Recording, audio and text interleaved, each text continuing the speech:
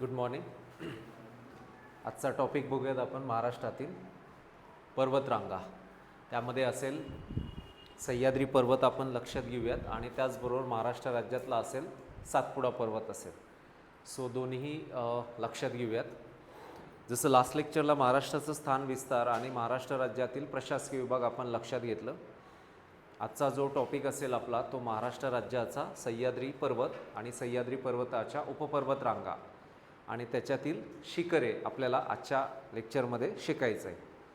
आता जसं महाराष्ट्र राज्याचा अभ्यास करत असताना आपण जसं अभ्यासतो की एकूण ह्या पर्वत रांगा असतील आणि त्याद्वारे त्याच्यातील महत्त्वाचा शिखरांचा अभ्यास असेल. तो टॉपिक्स आपण आज लक्षात घेऊयात.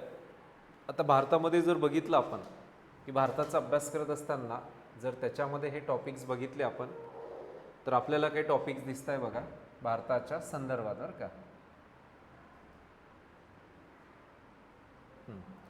जसा हा उत्तरेकडचा जर बघितला नॉर्थ साईड हिमालया, ओके. त्यानंतर जर बघितलं त्याच्या खालच्या बाबतीमध्ये नंबर 2ला अरवली येतोय. हा अरवली गुजरात, राजस्थान, हरियाणा आणि दिल्लीपर्यंत गेला आहे. हा छत्तीसगड मध्य प्रदेशातनं गुजरात साईडला विंध्य पर्वत. हा देखील सातपुडा छत्तीसगड मध्य प्रदेश, जसं की इकडे गुजरात सातपुडा. आणि आपल्या भारतात वेस्टर्न साईडला असणारा कोणता घाट आहे? वेस्टर्न घाट, ज्याला आपण पश्चिम घाट असं म्हणतो. आणि दुसरं नाव त्याला आपल्या महाराष्ट्रात आपण म्हणत असतो सह्याद्री पर्वत. हा पूर्व घाट आहे देशाचा, ओके, पूर्व घाट.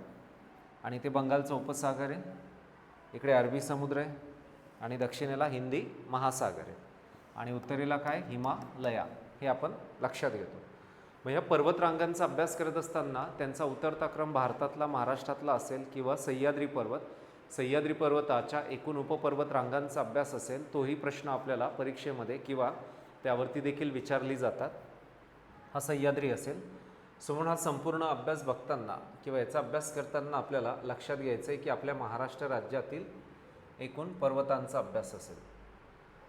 आता बघा, पश्चिम घाट किंवा सह्याद्री ही भारताच्या पश्चिम समुद्र किनाऱ्या शेजारी एक उभी असलेली डोंगराची रांग आहे. भारताच्या पश्चिम किनाऱ्या शेजारी उभी असलेली एक महत्त्वाची डोंगराची रांग सांगितली जाते. हे इथं दिलं आहे की पश्चिम घाट किंवा सह्याद्री ही भारताच्या पश्चिम समुद्र किनाऱ्या शेजारी उभी असलेली एक डोंगराची रांग आहे. आणि अंदाजे जर बघितलं आपण तर तिच्या बाबतीमध्ये सांगायचं झालं तर ती आपल्या देशाच्या संदर्भात एकूण किती किलोमीटर सांगता येईल आपल्याला? 1600 किलोमीटर. आता हे 1600 कुठून सुरुवात करता येईल? तर गुजरात महाराष्ट्राच्या बॉर्डरवरनं जर सुरुवात केलं आपण तर तामिळनाडू राज्याच्या पर्यंत दक्षिणेला अशी किती किलोमीटर जाईल? ती 1600 किलोमीटर जाते. आणि ही त्याच ठिकाणी तापी नदी जिथं आपल्याला वरती दक्षिणेकडे आहे तिथून महाराष्ट्र गुजरातच्या सीमेवरनं चालू होते तर खाली तामिळनाडूपर्यंत जाते. आणि महाराष्ट्रात ती किती पसरली? 650 प्लस किलोमीटर आपल्या ती महाराष्ट्र राज्यात आहे. म्हणजे बरंच अंतर ती आपल्या महाराष्ट्रात आहे, ओके. आणि जसं देशात कोणकोणत्या राज्यांमध्ये गेली ती तर महाराष्ट्र एक, गोवा, कर्नाटक, हा एक केरळ ह्या साईडला लिहिला गेला आहे, तो आधी पाहिजे होता आणि त्यानंतर तामिळनाडू असेल. म्हणजे बघा, पहिलं महाराष्ट्र येईल, दुसरा येईल कर्नाटक, महाराष्ट्रानंतर गोवा पण येईल नाही ते, गोवा, कर्नाटक, केरळ आणि शेवटचं येईल तामिळनाडू. ही एवढी राज्य दिसत आहेत आपल्याला. ह्या राज्यांमध्ये काय तर ती पसरलेली आहेत. बऱ्यापैकी तिचा अभ्यास बघितला तर आपल्याला ह्या सर्व राज्यांच्या मध्ये ती डिस्ट्रीब्यूट झाली. महाराष्ट्रापासून किती किलोमीटर आहे महाराष्ट्रात? 650. भारतात किती? 1600. बऱ्यापैकी जास्त आहे भारताचाही अभ्यास करताना. सो पुढे जाऊयात. बघा इथं दिलं आहे, हे लक्षात राहील. मग 650 महाराष्ट्र आणि आपली काही राज्य असतील महाराष्ट्रातली. पश्चिम घाट म्हटला, सह्याद्री म्हटला तर याचं महत्त्व जर बघितलं तर जैवविविधतेने संपन्न येतो. कशानं? जैवविविधता, बायोडायव्हर्सिटी, ह्याच्यानं तो संपन्न आहे. भरपूर पाऊस देखील तिकडे चांगला होतो कारण आपल्याकडचा सिंधुदुर्ग जिल्हा, आंबोली सर्वात जास्त पावसाचं ठिकाण सांगितलं गेलं. आणि इतर काय असेल महत्त्वाचं? सो याच्यामध्ये the western Ghat meets with the eastern Ghat at Nilgiri before the continuing south. हे दोन्ही, हा पूर्व घाट आहे, हा पश्चिम घाट आहे. या दोघांच्या मध्ये कोण उभा आहे? निलगिरी नावाचा पर्वत आहे. निलगिरी दक्षिण भारतातील, आपल्या भारतातलं पहिलं जीवावरण राखीव क्षेत्र आहे ते, बायोस्फियर रिझर्वर. कुठलं? आपल्या भारतातलं पहिलं जीवावरण राखीव क्षेत्र सांगितलं जाते. सो हा पश्चिम घाट, हा पूर्व घाट असेल. आता याला आपल्या भारतामध्ये वेगवेगळ्या नावाने ओळखला जातो. तो जसा महाराष्ट्रात काय नावाने ओळखला जातो? सह्याद्री. तर आपल्याला तो वेगवेगळ्या राज्यांमध्ये वेगवेगळ्या नावानं ओळखला जातो. सो इथे दिलं आहे बघा, western Ghat locally known by the different name such as the Maharashtra, Sahyadri. महाराष्ट्रात काय म्हटलं जातं त्याला? सह्याद्री म्हटलं गेलं. सो म्हणजे बघा त्याची वेगवेगळी नावं आहेत. त्याच्यातीलच आपल्या महाराष्ट्र राज्यात त्याला आपण काय म्हणत असतो? सह्याद्री असं म्हणतो. तेही लक्षात घेऊयात. महाराष्ट्र राज्यात सह्याद्री आपण म्हणतो. हे दिलं इथे महाराष्ट्राचं सह्याद्री. ठीक आहे. हां. सो निलगिरी हिल्स कुठे कुठे? कर्नाटक व तामिळनाडूमध्ये. तामिळनाडू राज्यामध्ये काय त्याला? निलगिरी. कर्नाटकात आणि तामिळनाडूमध्ये, ह्या दोन्ही राज्यात. त्यानंतर Annamalai hills in cardamom hills किंवा कार्डामम हिल्स कोणत्या राज्यात? केरळ. केरळ राज्यामध्ये त्याला अन्नामलाई. आता विचारलं जातं ना की आपल्या भारतातील पश्चिम घाटातला सर्वोच्च शिखर कोणता? तर अन्नाई मुडी किंवा अन्नामलाई असं त्याचं शब्द आहे. अन्नाई मुडी किंवा अन्नामलाई असं त्याचा शब्द आहे. सो तो देखील लक्षात घ्या. Annamalai hills and cardamom hills कोणत्या राज्यातलं आहे? केरळ राज्यातलं आहे. सो ते देखील आपण लक्षात असू द्यायचे. ठीक आहे. नेक्स्ट. सो याच्यानुसार डिफरंट नेम्स आहेत. वेगवेगळ्या राज्यामध्ये वेगवेगळ्या ठिकाणी ह्याला वेगवेगळ्या नावाने तो ओळखला जातो. महाराष्ट्रात काय नावाने ओळखला जातो? तर सह्याद्री. आपल्याकडे महाराष्ट्र राज्यामध्ये सह्याद्री नावाने. सो वेगवेगळ्या राज्यातला अभ्यास असेल. जायचं पुढे. नेक्स्ट. आता बघा ह्याच्यातनं एक गोदावरी नदी, कृष्णा नदी, ह्या सर्व नद्या उगम पावत आहेत आपल्या पश्चिम घाटातनं. कृष्णा, गोदावरी किंवा काही कोकणातल्या नद्या सह्याद्रीमध्ये उगम पावून कुठे जातात? त्या अरबी समुद्राच्या कडे. म्हणून त्यांना म्हणत असतो आपण पश्चिम वाहिनी नदी. पण बाकी ज्या नद्या आहेत, कोणत्या नद्या की सह्याद्रीत उगम पावत आहे? गोदावरी, भीमा, कृष्णा, ह्या पूर्ववाहिनी नद्या. ओके. आणि दक्षिण भारतातली कावेरी नदी असेल. आता याच्यामध्ये अनेक उंच शिखर आहेत. अनेक उंच शिखरं डोंगर रांगामध्ये सामावून घेतात. आणि त्यातल्या त्यात जर बघितलं आपण ह्या सर्वांचा स्टडी करताना, ह्याच्यातला महाराष्ट्रातला कळसुबाई हा सर्वोच्च शिखर आहे. किती? तो 1646. कोणत्या जिल्ह्यात असेल? तर अहिल्यानगर. कळसुबाई कुठे आहे? अहिल्यानगर. सर्वोच्च शिखर सांगितला जातोय. मग हा साल्लेर मोल्लेरी नाशिक जिल्हा, 1567 मीटर त्याचं आपल्याला काय सांगता येईल? उंची. ही उंची कुठून मोजली जाते? समुद्र सपाटीपासून प्रत्येक शिखरांची उंची मोजली जाते. जसं परीक्षेत आलाच आपल्याला प्रश्न की जगातला सर्वोच्च शिखर कोणता आहे वर्ल्डमधला? तर माउंट एव्हरेस्ट 8848, हिमालया, नेपाळ सर्वोच्च येतो. त्यानंतर K2 जगातला नंबर 2चा POKमध्ये. ओके. जी भारताचीच भूमी पाकिस्तानने व्यापलेली. तिसरं असेल तर कांचनजंगा, सिक्कीम राज्यात येतो. कांचनजंगा किंवा कांचनगंगा म्हणतो आपण. माउंट एव्हरेस्ट पहिला, K2 दुसरा आणि मग कांचनगंगा येईल. तसंच आपल्या महाराष्ट्रात कोणता येईल पहिला? कळसुबाई 1646, साल्लेर मोल्लेर 1567 आणि महाबळेश्वर जर म्हटलं आपल्याला तर तो किती दिसतोय आपल्याला? 1438 असेल मीटरमध्ये. आणि हरिश्चंद्रगड असेल तर ते 1424 असेल. सो ही महाराष्ट्रातील सर्वोच्च शिखरांचा अभ्यास करताना आपल्याला ही 4 ते 5 नावं त्या ठिकाणी सांगता येतील. कळसुबाई असेल, साल्लेर मोल्लेर असेल, त्यानंतर इकडे महाबळेश्वर असेल, सो हरिश्चंद्रगड असेल अशी. बाकी कर्नाटकात जर गेला तर 1862वाला उंचीवरचा कोणता आहे? कुद्रेमुख शिखर. कुद्रेमुख कुठं आहे? कर्नाटक राज्यात. आणि दक्षिणेकडे गेला तर अन्नाई मुडी हा 2695. असा प्रश्न येईल तुम्हाला बघा, आपल्या महाराष्ट्रातील सह्याद्री पर्वतातला सर्वोच्च शिखर कोणता? तर उत्तर द्यायचं आहे कळसुबाई. पण पश्चिम घाटातला भारतातला विचारला तर तुमचं उत्तर असेल हे वालं, अन्नाई मुडी की अन्नामलाई.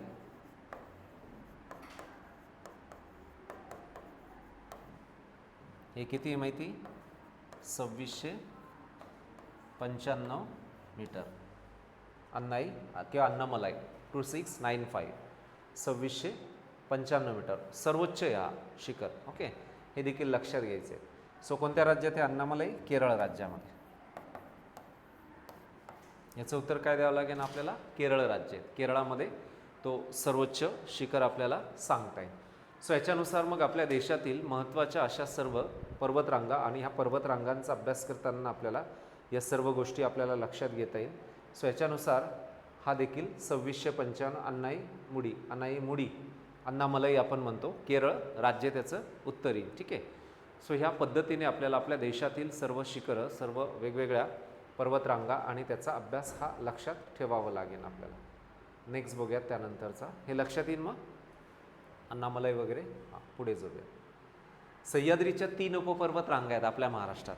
एक कोणती आहे तर सातमाळा अजिंठा टेकडी. दुसरी कोणती? हरिश्चंद्र बालाघाट. तिसरी कोणती? शंभू महादेव. या 3 रांगा आहेत सह्याद्री पर्वत. जसं ह्या कशा आहेत आपण या इमेजमध्ये त्या ठिकाणी लक्षात घेऊयात. या तिन्ही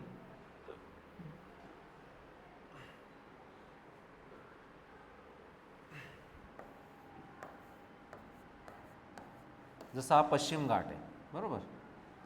या पश्चिम घाटाची पहिली उपपर्वत रांग, ही दुसरी आणि ही तिसरी सांगते. या 3 रांगा आहेत सह्याद्रीच्या 3 उपपर्वत रांगा, ज्याच्यामध्ये आपण ही पहिली बघितली, ही दुसरी बघितली आणि ही तिसरी असेल. सो हे दिसत नसेल तर मी इथे काढतो वरती.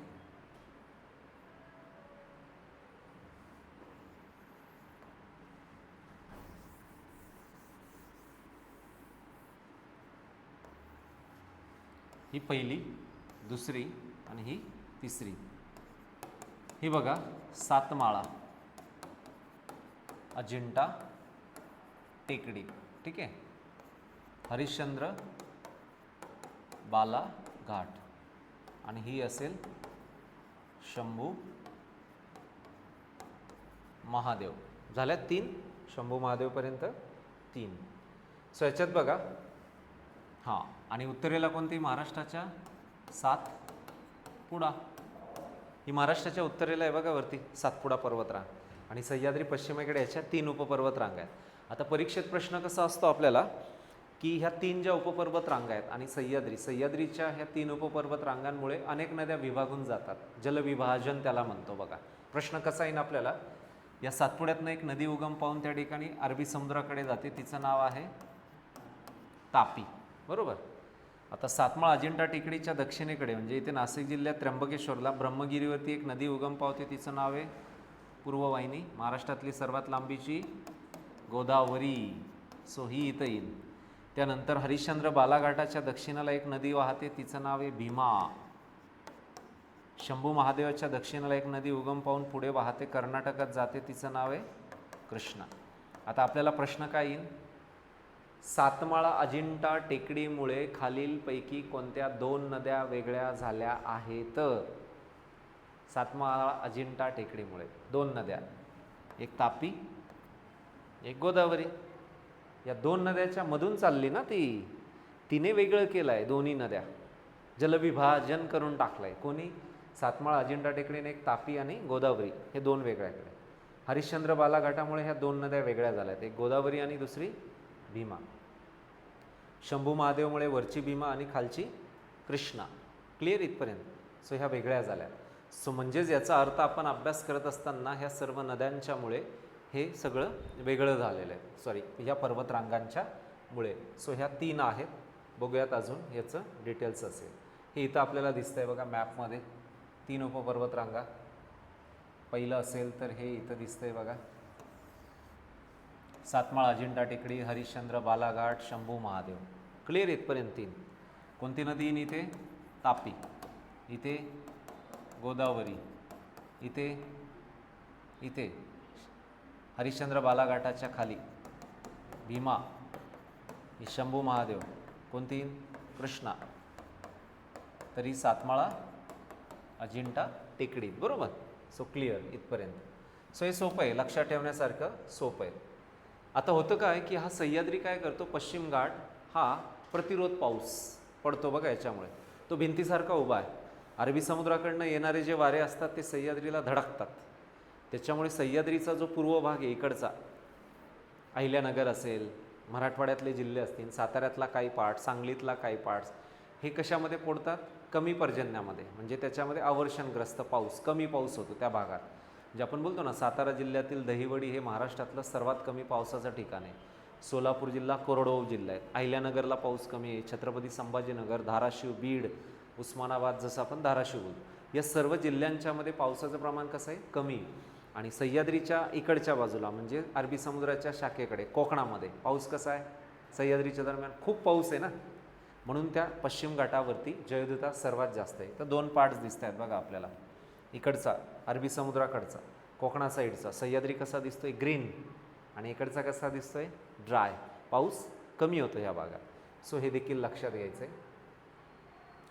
आता बघा, महाराष्ट्रातील पर्वतरांगा, जमिनीचा उंच सकलपणा, प्रदेशाचा उतार, त्याची दिशा आणि त्याची उंची यांच्या आधारे एखाद्या प्रदेशाचं काय ठरवलं जाऊ शकतं? प्राकृतिक रचना, की त्या म्हणजे जमीन, तिथल्या नद्या, डोंगर, पठार याच्यानुसार त्या भागाची ओळख होते आणि त्याला आपण म्हणतो त्या भागाची काय ठरवता येते? प्राकृतिक रचना आपल्याला ठरवता येते. मग आपल्याकडे 3 विभाग आहेत प्राकृतिक रचनेचे. 3 घटक कोणकोणते आहेत महाराष्ट्राचा? प्राकृतिक रचनेनुसार महाराष्ट्राचे किनारपट्टीचा प्रदेश एक भाग येतो आपला. किनारपट्टी आहे महाराष्ट्राला तर बऱ्यापैकी जास्त आहे. दुसरा असेल तर पर्वतीय प्रदेश, दुसरा पार्ट्स येतो. आपल्याकडे डोंगर आहेत, सह्याद्री असेल, सातपुडा असेल, सह्याद्रीच्या 3 उपपर्वत रांगा असतील. सो हे सर्व आहे. त्यानंतर हे 3 विभाग पडतात. महाराष्ट्राचा बहुतांश भूभाग हा कोणत्या खडकाने व्यापला आहे? बेसॉल्ट, म्हणजे अग्निजन्य खडकाचाच एक भाग म्हणजे बेसॉल्ट खडक होय. मग आता हे लक्षात घ्या की आपल्याकडे आढळणारा एक मुख्य खडक आहे बेसॉल्ट. महाराष्ट्र राज्यात सह्याद्रीचं प्रस्तर भंग होऊन कोणत्या जमिनी तयार झाल्या? बेसॉल्ट खडकापासून, म्हणजे बेसॉल्ट खडकाच्या जमिनी आपल्याकडे तयार झाल्या. सो महाराष्ट्राच्या प्राकृतिक भूगोलामधील एक महत्त्वाचा घटक म्हणजे महाराष्ट्रातील पर्वतरांग होय, जे आपण सह्याद्रीच्या रूपामध्ये बोलतो. आता ही महाराष्ट्रातनं पुढे कर्नाटक ही सह्याद्री म्हणून ओळखला जातो. महाराष्ट्राच्या नंतरही पश्चिम घाट वायव्य तामिळनाडूतील निलगिरी पर्वतावर पूर्व घाटाला मिळतो किंवा मिळतात. एक पूर्व घाट, एक पश्चिम घाट, आणि दोघांच्या मध्ये असणारा जो महत्त्वाचा आपल्याला एक पर्वत सांगता येईल त्याचं नाव आहे नीलगिरी. निलगिरी हे आपल्या भारताचं पहिलं जीवावरण राखीव क्षेत्र म्हणून त्याला घोषित करण्यात आलं आहे. सो बिलिगिरी रंगा टेकड्या असतील आणि शेवराय असतील आणि तिरुमला टेकड्यांशी तो जोडला जातो. भारताच्या पश्चिम किनारपट्टी सह्याद्री हा समांतर पर्वत आहे, तर उत्तरेला सातमाळा डोंगर रांगेपासून दक्षिणेला कन्याकुमारीपर्यंत सह्याद्री पर्वतरांग काय तर पसरली. पण हाच अभ्यास करताना आपल्याला जी सातमाळा अजिंठा टेकडी ती कुठपर्यंत गेली? अजिंठा डोंगररांग मराठवाडा बुलढाणा तिथपर्यंत.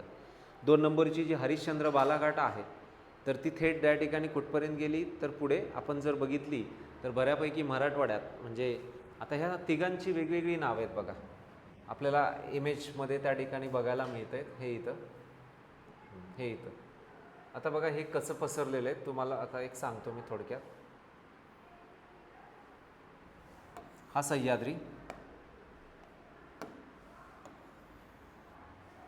ही पहिली रांग कोणती? सातमाळा अजिंठा टेकडी. कुठपर्यंत गेली माहिती? बुलढाणा, त्यानंतर अकोला आणि यवतमाळ. बघा इथपर्यंत ती पोहोचते पुढे, बरोबर. सो बुलढाणा अजिंठा टेकडी बघा तिथे. तिथून एक विदर्भातली सर्वात लांबीची पूर्ववाहिनी नदी उगम पावते, तिचं नाव आहे पैनगंगा. पैनगंगा विदर्भातली सर्वात लांबीची पूर्ववाहिनी. दुसरी हरिश्चंद्र बालाघाट. आता सातमाळा हे नाव नाशिकमधलं आहे, नाशिक NSK लिहिलं. अजिंठा हे नाव मराठवाडा आणि बुलढाणा तिकडचं आहे. आणि हरिश्चंद्र हे नाव कुठलं आहे? अहिल्यानगर. आणि बालाघाट हे नाव कुठलं आहे? मराठवाड्यातील बीड जिल्हा. ठीक आहे, हे आपण लक्षात घ्या.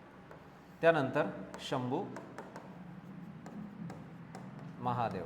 कोणता? शंभू महादेव. शंभू महादेव इथं सातारा जिल्ह्यामध्ये शंभू महादेवाचं टेम्पल आहे, म्हणून त्याला काय म्हटलं आहे नाव? शंभू महादेव. आणि तीच रांग पुढे गेली, पुढे कर्नाटक राज्यामध्ये जाते. सो म्हणून बघा ह्या पर्वत रांगेंच्यामुळे अनेक नद्या त्या ठिकाणी वेगळ्या होत्या. अनेक भागामध्ये पश्चिम घाट आणि जैवविविधता संपन्न आहेत. ह्या पश्चिम घाटाला 2012 साली युनेस्कोनं कशाचा दर्जा दिला होता? युनेस्को जागतिक वारसा स्थळाचा दर्जा, म्हणजे जैवविविधता संपन्न असल्यामुळे त्याला युनेस्कोनं काय केलं आहे? जागतिक वारसा स्थळाचा दर्जा बहाल केला आहे. सो फेमस आहे एक अगदी आपल्या महत्त्वाचं आपल्या महाराष्ट्र राज्यातलं सह्याद्री. त्यानंतर बघूया त्याच्याच पुढचा पार्ट्स असेल तो म्हणजे सातपुड्याचा बघूया. पुढचा सातपुडा पर्वतरांग, जो महत्त्वाचा पर्वत येतो आपल्या महाराष्ट्र राज्यातला, ज्याचं नाव आहे सातपुडा. ह्यातली काही शिखरं येतील पहिला सह्याद्रीमधलं आणि मग सातपुडा बघणार आहोत आपण. हे महत्त्वाचं आहे सह्याद्रीमधलं, हे काही आपल्याला शिखर येते. बऱ्याच वेळा परीक्षेमध्ये आपल्याला विचारलं जातं की महाराष्ट्र राज्यातील सर्वोच्च शिखरं त्यांच्या उंचीनुसार सांगा आणि जिल्हे. बऱ्याच वेळा येतात ना आपल्याला, जोड्याजुळवामध्ये येतील शिखरांची नावं किंवा उंचीनुसार असेल. तर आपल्या महाराष्ट्र राज्यातला सर्वोच्च शिखर जर कोणतं असेल तर तो कळसुबाई आहे, सह्याद्रीतला आहे, अहिल्यानगरमध्ये. आता हे नाव चेंज झालं ना, अहमदनगर, आता काय म्हटलं जातं? अहिल्यानगर असं म्हटलं गेलं. त्यानंतर येतोय दुसरा साल्लेर, 1567 मीटर आहे, नाशिक जिल्ह्यात येतो. म्हणजे यांच्या उंचीनुसारचा उतरता क्रम जर आपल्याला बघितला, म्हणजे तो लावायचा ठरवला आपण उंचीनुसार क्रम, तर तो आपल्याला कसा सांगता येईल? पहिला कळसुबाई 1646, दुसरा येईन याच्यामध्ये साल्लेर, मोल्लेर त्याला म्हटलं जातं, 1567, जिल्हा येईन त्याचा नाशिक. तिसरा महाबळेश्वर 1438, सातारा. महाबळेश्वर कशासाठी प्रसिद्ध आहे? थंड हवेचे ठिकाण म्हणून प्रसिद्ध आहे, थंड हवेचं ठिकाण म्हणून. हरिश्चंद्रगड 1424, अहिल्यानगर. सप्तशृंगगड 1416, नाशिक. आणि त्यानंतर येतो तोरणा 1404, पुणे. म्हणजे आपल्या सह्याद्रीमधले आणि आपल्या सातपुड्यातले असे अनेक शिखर आहेत जे आपल्याला विचारली जातात. मग आपण भारतातली लक्षात घ्या, महाराष्ट्रातली लक्षात घ्या, जगातली देखील आपल्याला लक्षात घ्यावं लागेल. म्हणून त्याच्यावरती परीक्षेमध्ये आपल्याला क्वेश्चन्स ही विचारले जातात, त्यांचे जिल्हे पण दिलेले आहेत. ओके, जिल्हे, ही सर्व नावं आणि ही जिल्हे असतील. त्यानंतर हा तोरणा येतो पुणे जिल्ह्यातला. अस्तंबा 1325. आता अस्तंबा हा सह्याद्रीमध्ये नाही आहे, तर तो कुठं आहे? सातपुड्यामध्ये, हे आपण लक्षात घ्यावं. नंदुरबार जिल्हा. कोणता पर्वत रांगील? येस. कोणता पर्वतीन इथे? सातपुडा. कोणता पर्वतीन? सातपुडा. अस्तंबा हा आपल्या सह्याद्रीमध्ये नव्हे तर कुठे येईन? तो सातपुड्यातला आहे. ठीक आहे. त्यानंतर हा त्र्यंबकेश्वर 1304, जो सह्याद्री पर्वत नाशिक जिल्ह्याचा भाग येईन आपल्याला. ठीक आहे. सो म्हणून हे एक सर्व जिथे गोदावरी नदीचा उगम होतो. तौला एक येतो 1231, नाशिक जिल्ह्यातलं सह्याद्री येईन. आणि मग पुढे हा वैराट शब्द आहे बरं का, वैराट वैराट. वैराटचा अभ्यास करताना हा कुठे येईन? वैराट आपला महाराष्ट्र राज्यात 1177, गाविलगडच्या टेकड्या ज्या अमरावती जिल्ह्यात आहे. पर्वत कोणता येईन? हा सातपुडा. सातपुडा पर्वतामध्ये अमरावती जिल्हा आणि कोणतं येईन त्या ठिकाणी? ते ठिकाण गाविलगडच्या टेकड्या म्हणून प्रसिद्ध आहे. आता गाविलगडच्या ज्या टेकड्या आहेत, गाविलगडची जी डोंगर रांग आहे सातपुड्यातली आहे, जिल्हा कोणता येईल? अमरावती. आता गाविलगडला आपण हेही लक्षात घ्यायचं आहे की त्या भागामध्ये मेळघाट नावाचं व्याघ्र प्रकल्प आहे, जे महाराष्ट्रातलं सर्वात जुनं आहे. कुठं येईल ते? सातपुड्यात, या गाविलगड टेकड्यांच्या दरम्यान. याच अमरावतीमध्ये एक राष्ट्रीय उद्यान देखील आहे, त्याचं नाव आहे गोगामल. गोगामल राष्ट्रीय उद्यान कुठं येते? अमरावतीमध्ये सांगता येईल, सातपुड्यात सांगता येईल. आणि हे सर्वच वैराट. आणि मग चिखलदरा येतोय 1115 मीटर, अमरावती हा देखील सातपुडा. चिखलदरा हे काय? थंड हवेचे ठिकाण. जसं महाबळेश्वर सह्याद्रीत आहे तसं चिखलदरा कुठं आहे? सातपुडा, अमरावती. पण असा जर प्रश्न विचारला त्यांनी तर की सातपुडा पर्वत रांगेमध्ये महाराष्ट्र राज्यातला थंड हवेचं ठिकाण कोणतं आहे? अमरावती एक, अमरावतीतलं चिखलदरा आहे, पण नंदुरबार जिल्हा जर विचारला तर कोणता येईल? नंदुरबार जिल्ह्यातील थंड हवेचं ठिकाण तोरणमाळ. तोरणमाळ आहे, फेमस आहे सातपुड्यात. कोणतं आहे? तोरणमाळ. ते पण लक्षात घ्या. सो म्हणून ही सर्व नावं जर बघितली आपण महाराष्ट्र राज्यातील, त्यांच्या उंचीनुसारचं काय क्रम सांगता येईल आपल्याला? शिखरांचा. शिखरांवरती प्रश्न आपल्याला विचारले जातात, त्यातली ही काही नावं आहेत. पहिली 5 तरी आपल्याला माहीत पाहिजे. सो प्रत्येकाचं काही ना काही वेगळंपण आहे. तिथली जैविधता असेल, तिथलं पर्यटन असेल, तिथलं काही ना काही महत्त्वाचं आपल्याला सांगता येईल. काही सह्याद्रीमधले तर काही महत्त्वाचे कुठल्या पर्वतरांगेतले आहेत, सातपुड्यातले आहेत. सातपुड्यातली काही सांगता येतील. पुढे जाऊयात नेक्स्ट. लक्षात राहील मग हे सह्याद्रीमधले. मग सह्याद्रीमध्ये दळणवळण वाहतूक व्यवस्था देखील मोठी चालते. थंड हवेचं ठिकाण आहे. अनेक घाट आहेत आपल्याला सह्याद्रीमध्ये आणि अनेक महत्त्वाच्या काय तर अशी काही ठिकाणं आहेत की जी भरपूर पाऊस होतो. जसं आंबोली, बरोबर. त्यानंतर आपल्याला कोकणामध्ये अजून बरीचशी नावं आहेत की जी पर्यटनाच्या दृष्टिकोनातनं देखील फेमस सांगितली जातात. तर ते सर्व नावं लक्षात असू द्यायची. पुढे जाऊयात नेक्स्ट. लक्षात राहील मग हे 4-5 नावं. ठीक आहे, पुढचा बघूयात त्यानंतरचा. काही सह्याद्रीमधले आणि काही सातपुड्यातली ही सर्व नावं आपल्याला सांगता येतील. ठीक आहे, पुढे जाऊयात नेक्स्ट. आता सह्याद्रीमध्ये आपल्या महाराष्ट्र राज्यामध्ये अनेक घाट आहेत. घाट दळणवळण वाहतूक व्यवस्थेसाठी त्यांचाही अभ्यास आपण लक्षात घेणार आहोत. हे लक्षात राहील. कळसुबाई सर्वोच्च शिखर, यस. पुढे जाऊयात. थोडेसे किल्ले बघूयात. आता नाशिकमध्ये अलंकुलंग, मुंगीतंगी हे मांगीतुंगी शब्द आहे. चांदवड, साल्लेर, मोल्लेर, अंकाई, टंकाई, मदनगड, बिधनगड. आता बऱ्याच वेळा परीक्षेमध्ये मॅच द पेअरमध्ये किंवा एखाद्या वेळेस असं येऊन जातं की वरती किल्ल्यांची नावं देतात प्रश्नामध्ये आणि खाली काय विचारतील, जिल्हा, की वरीलप्रमाणे हे किल्ले खालीलपैकी कोणत्या जिल्ह्यात आहेत. असाही बेसिक एक क्वेश्चन आपल्याला बऱ्याच वेळा परीक्षेमध्ये विचारली जात असतात. सो म्हणून ही सर्व नावं जर बघितली आपण नाशिक जिल्ह्यातली. अहिल्यानगरमध्ये जर गेलो तर हरिश्चंद्रगड, रतनगड ही देखील फेमस आहेत. हरिश्चंद्रगड, रतनगड. आता ट्रेकिंग पॉईंट्स म्हणून ओळखली जातात. टुरिस्ट प्लेस आहे, पर्यटनाची काही ठिकाणं आहेत आणि सर्वात जास्त यांच्याकडे काय तर तिथे पाऊस देखील चांगला होतो. पुणे, सिंहगड, पुरंदर, राजगड, तोरणा किल्ला आहेत, फेमस आहे. यांच्या समुद्र सपाटीपासून सर्वांची काय तर उंची देखील आपल्याला लक्षात घ्यायला लागेल की बऱ्यापैकी सह्याद्रीमधले असतील, सातपुड्यातले असतील, विसापूर, राजमाची, शिवनेरी, वज्रगड, प्रचंडगड आणि लोहगड. मग पुणे जिल्ह्यातील ह्या किल्ल्यांच्यापैकी छत्रपती शिवाजी महाराजांचं जन्मस्थान कोणत्या किल्ल्याच्या बाबतीत सांगता येईल आपल्याला?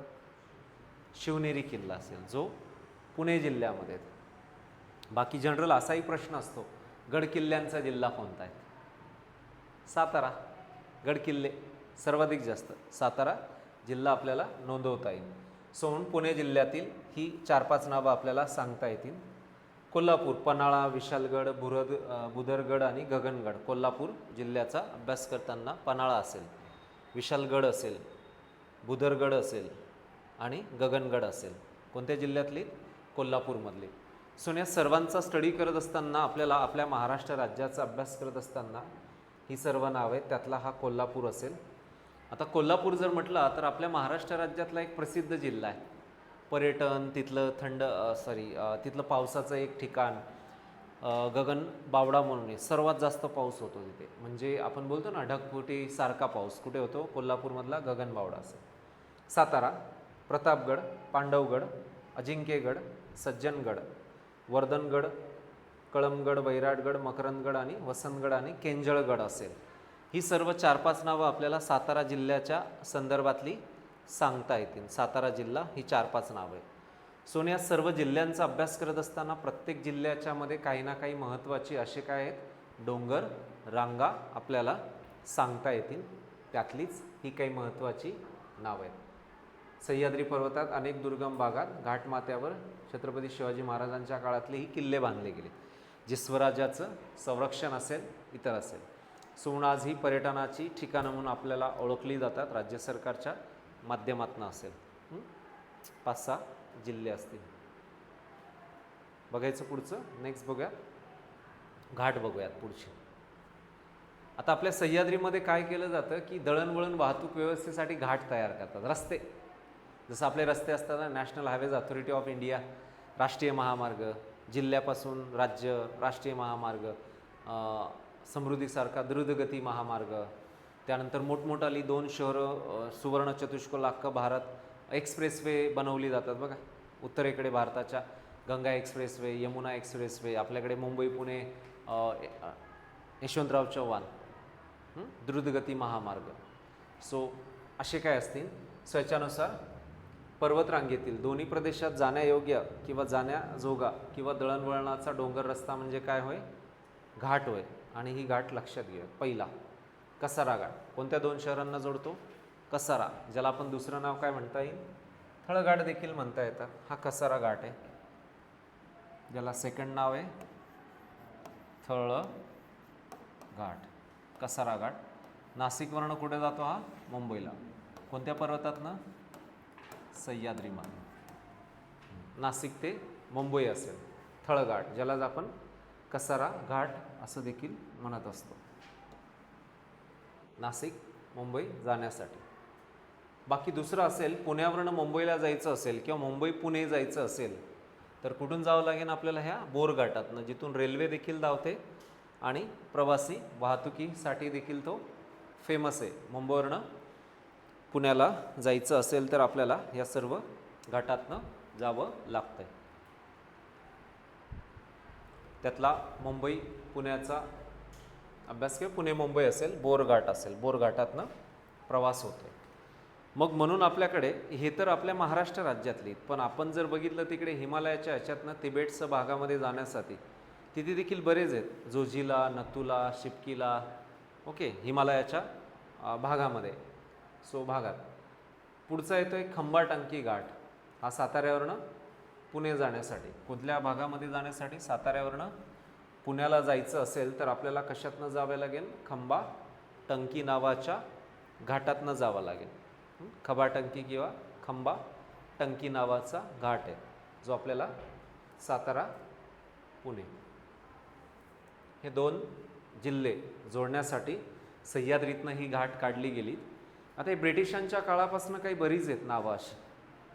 आता तर राज्य सरकार बनवतं, कारण काय होतं की एका शहरातनं दुसऱ्या शहरात दळणवळण वाहतूक व्यवस्था असते, व्यापारासाठी असेल, शेतमाल असेल, पर्यटन असेल, अशा सर्व गोष्टींच्यासाठी याचा सर्वाधिक जास्त वापर होतो, म्हणून ही काही घाट असेल. त्यानंतर दिवा घाट हा पुण्यावरनं बारामतीला जातो आणि आषाढी एकादशी ज्यावेळेस पंढरपूरची जी वारी असते, सो त्यावेळेस बघा हा घाट पूर्ण भरलेला असतो आणि जे नाव आहे दिवा घाट. पुण्यावरनं बारामतीला जायचं असेल तर दिवे घाटातनं आपल्याला प्रवास करावा लागतो. कोणता घाट आहे? दिवे घाट, दिवा घाट किंवा दिवे घाट, पुणे बारामती असेल. बाकी ठाण्यावरनं अहिल्यानगर जायचं असेल तर माळशेज घाटातनं जातं, म्हणजे कल्याणवरनं आळेफाटा अहिल्यानगर, सो तो एक प्रवास त्या ठिकाणी होतो. माळशेज घाटाच्या द्वारे त्या ठिकाणी पोहोचता येतं. सो ठाण्यावरनं अहिल्यानगर असेल, घाटाचं नाव आहे माळशेज घाट. सो अवघड असे त्या ठिकाणी सह्याद्रीच्या भागातनं ही काढली गेलेली रस्ते, दळणवळण वाहतूक व्यवस्था याच्यावरनं क्लिअर आपल्याला होत असते. बाकी इतर काही घाट आहेत आपल्या महाराष्ट्रातली. आता बघा, इतर घाटांमध्ये नाणे घाट दिसतोय आपल्याला. कुठल्या दोन शहरांना जोडतो? पुण्यातलं जुन्नर आणि ठाण्यातनं इकडचं कल्याण असेल. म्हणजे थोडक्यामध्ये पुणे ठाणे जोडण्यासाठी किंवा कल्याण जोडण्यासाठी या महत्त्वाच्या नाणे घाटातनं जावं लागतं, जो पुण्यातलं जुन्नर आणि इकडे कल्याण असेल ठाण्यातलं. कुसूर घाट, रायगडमधलं कर्जत आणि पुण्यातलं राजगुरुनगर, जे भीमा नदी काठावर असलं बघा, राजगुरुनगर असेल. सो या सर्वांचा स्टडी करत असताना आपल्याला लक्षात असू द्या की आपल्या महाराष्ट्र राज्यातनं ही सर्व घाट आपल्याला लक्षात ठेवायची.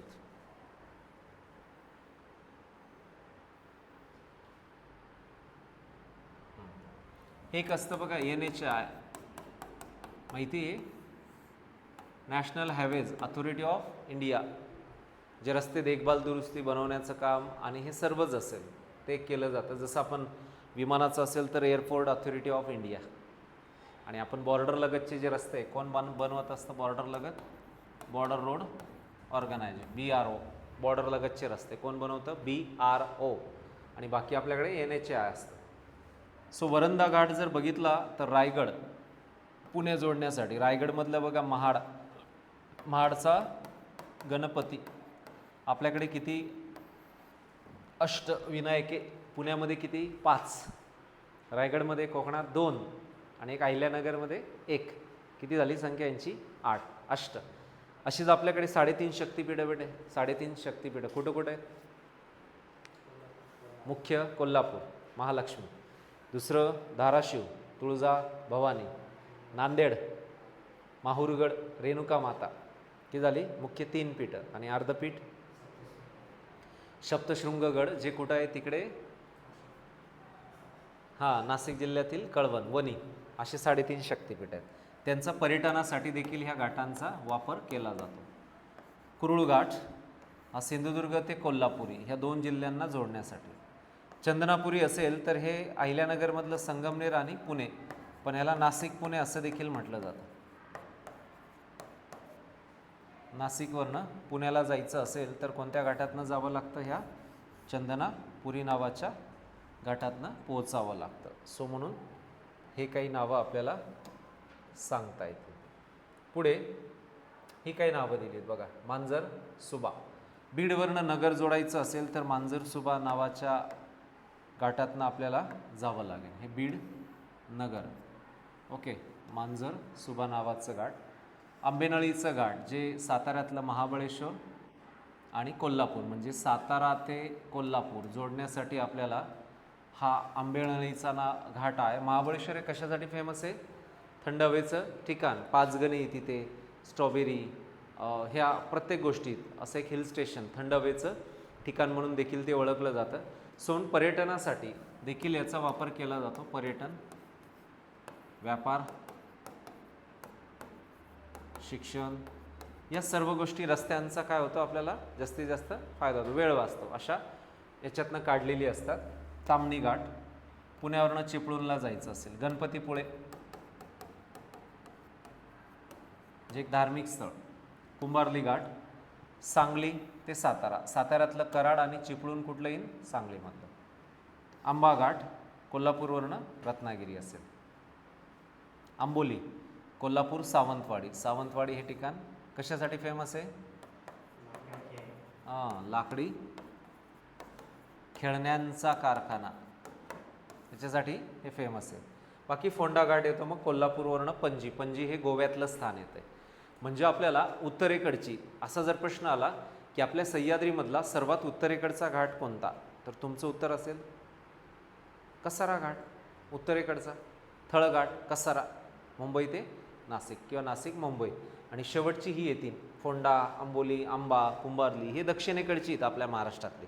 म्हणजे आपल्याला असा प्रश्न येऊ शकतो की आपल्या महाराष्ट्र राज्यातील उत्तरेकडचे सह्याद्रीतले घाट आणि महाराष्ट्रातील दक्षिणेकडची घाट, ही अशी आपल्याला लक्षात ठेवाव्या लागतील.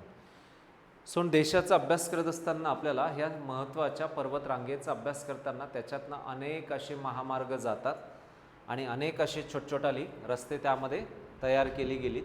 त्यातलीच ही महत्त्वाची काही नावं आपण लक्षात असू द्यायची. ही सर्व नावं लक्षात ठेवूयात. ठीक आहे. हां, नेक्स्ट जाऊयात आपण पुढचं.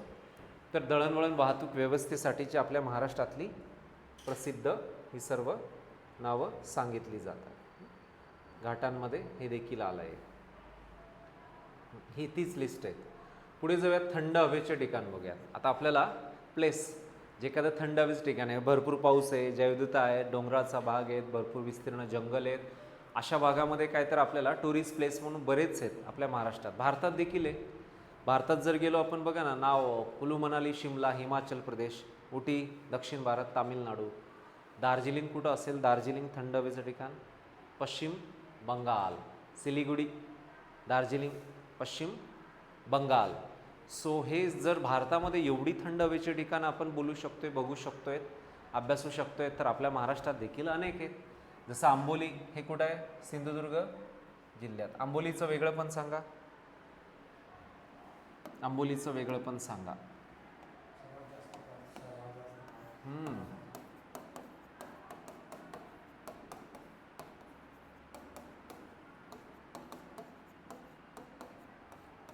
सर्वात जास्त पावसाचं ठिकाण. दुसरं महाबळेश्वर, सातारा जिल्ह्यातले, थंड. त्यानंतर पाचगणी पण येईल.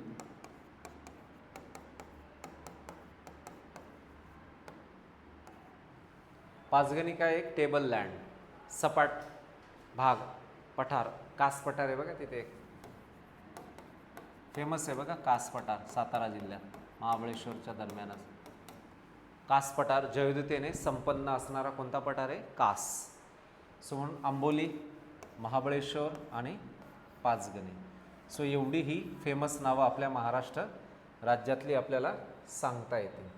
सो ही सर्व आंबोली, महाबळेश्वर, पाचगणी ही सर्व नावं आपण लक्षात घेऊ शकतो. ही सर्व 4 ते 5. कुठल्या पर्वतातले आंबोली, पाचगणी, महाबळेश्वर? सर्व सह्याद्रीमधली. सातपुड्यातलं महाराष्ट्रातलं वेगळं येईल. सातपुड्यात कोणतं येईल? नंदुरबारमध्ये तोरणमाळ, अमरावतीमध्ये चिखलदरा, अमरावती फेमस आहे बघा ते. हे 3 नावं आहेत महाराष्ट्र राज्यातली थंड हवेची ठिकाणं आहे. पुढे बघूयात नेक्स्ट त्यानंतरचं.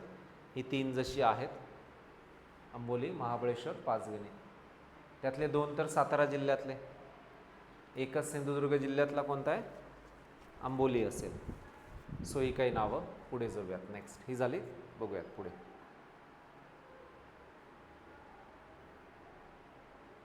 पुढे बघा माथेरान येतोय. कुठलं आहे माथेरान? रायगड आणि सह्याद्रीमधला आहे.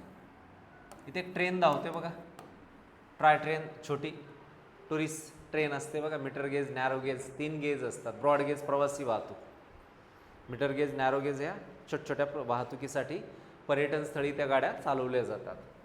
पन्हाळा, कोल्हापूर जिल्ह्यामध्ये पन्हाळाचं डोंगर आहेत. हे एक थंड हवेचं ठिकाण. हां, हे तोरणमाळ येते बघा नंदुरबार जिल्ह्यात. तोरणमाळाचं डोंगर कोणता पर्वतीय? सातपुड्यातलं फेमस आहे तोरणमाळ, नंदुरबार जिल्ह्यातलं. चिखलदरा, अमरावती, गाविलगड हे देखील कुठे येईल? सातपुड्यातलं प्रसिद्ध एक थंड हवेचं ठिकाण आपल्याला सांगता येईल, जे की गाविलगडमधलंच हे चिखलदरा येईल, अमरावती जिल्हा येईल. हा अमरावती जिल्हा. इथे एक राष्ट्रीय उद्यान आहे.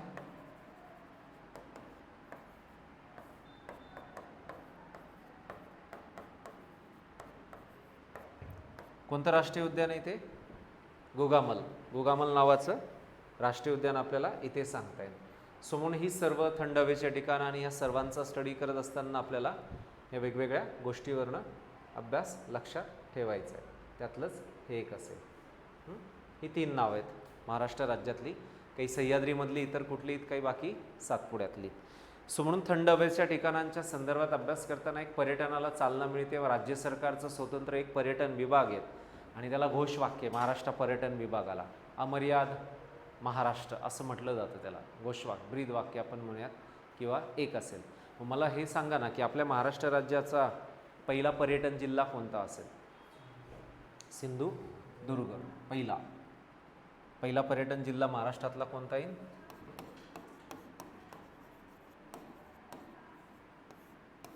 मला हे सांगा ना, राजधानी महाराष्ट्राची पर्यटन.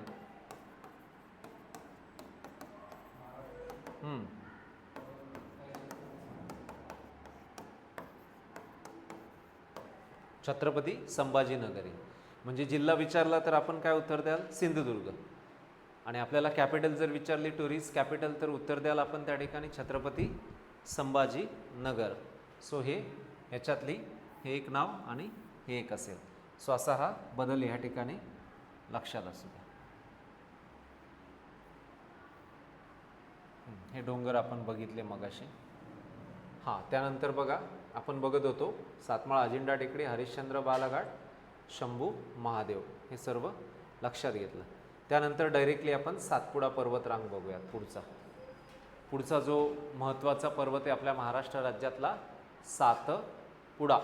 जसं सह्याद्री शिकलो तसं सातपुड्याच्या बाबतीत आपल्याला माहीत पाहिजे. आता सातपुडा कुठं आहे माहिती आहे आपल्याला? आपल्या महाराष्ट्र राज्यात उत्तर साईडला महाराष्ट्राच्या. पण तो सुरू कुठून होतो? तिकडनं छत्तीसगड, मध्य प्रदेश, महाराष्ट्र आणि कुठे गेला आहे? गुजरात राज्य. म्हणजे गुजरात राज्यापासून चालू होतो तर छत्तीसगडपर्यंत 900 किलोमीटर पसरला आहे. तसा पश्चिम घाट किती पसरला आहे देशात? 1600. किती जास्त आहे बघा, 1600 पश्चिम घाट. तर हा किती एकूण?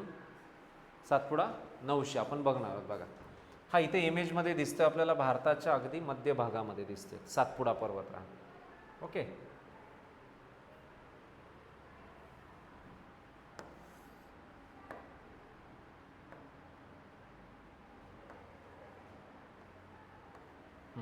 हा सातपुडा. सातपुड्याने दोन नद्या वेगळ्या केल्यात. या विंध्य आणि सातपुड्याच्या मध्ये एक नदी वाहते, तिचं नाव आहे नर्मदा. आणि सातपुड्याच्या दक्षिणेला जी वाहते तिचं नाव आहे तापी. म्हणजे सातपुडा पर्वत रांगेमुळे खालीलपैकी कोणत्या दोन नद्या वेगळ्या झाल्यात? नर्मदा, तापी. नर्मदा, तापी या दोन नद्या काय झाल्यात? त्याच्यामुळे वेगळ्या झाल्यात. सो तो एक पार्ट्स असेल. तर सातपुडा हा इथं आपल्याला दिसतोय. नॉर्दर्न साईडला नर्मदा नदी आणि दक्षिणेकडे असेल तर तापी नदीचा अभ्यास आपण लक्षात घेऊया. हां, हे मराठीत आलं आहे. सातपुडा बघूया डिटेल्समध्ये.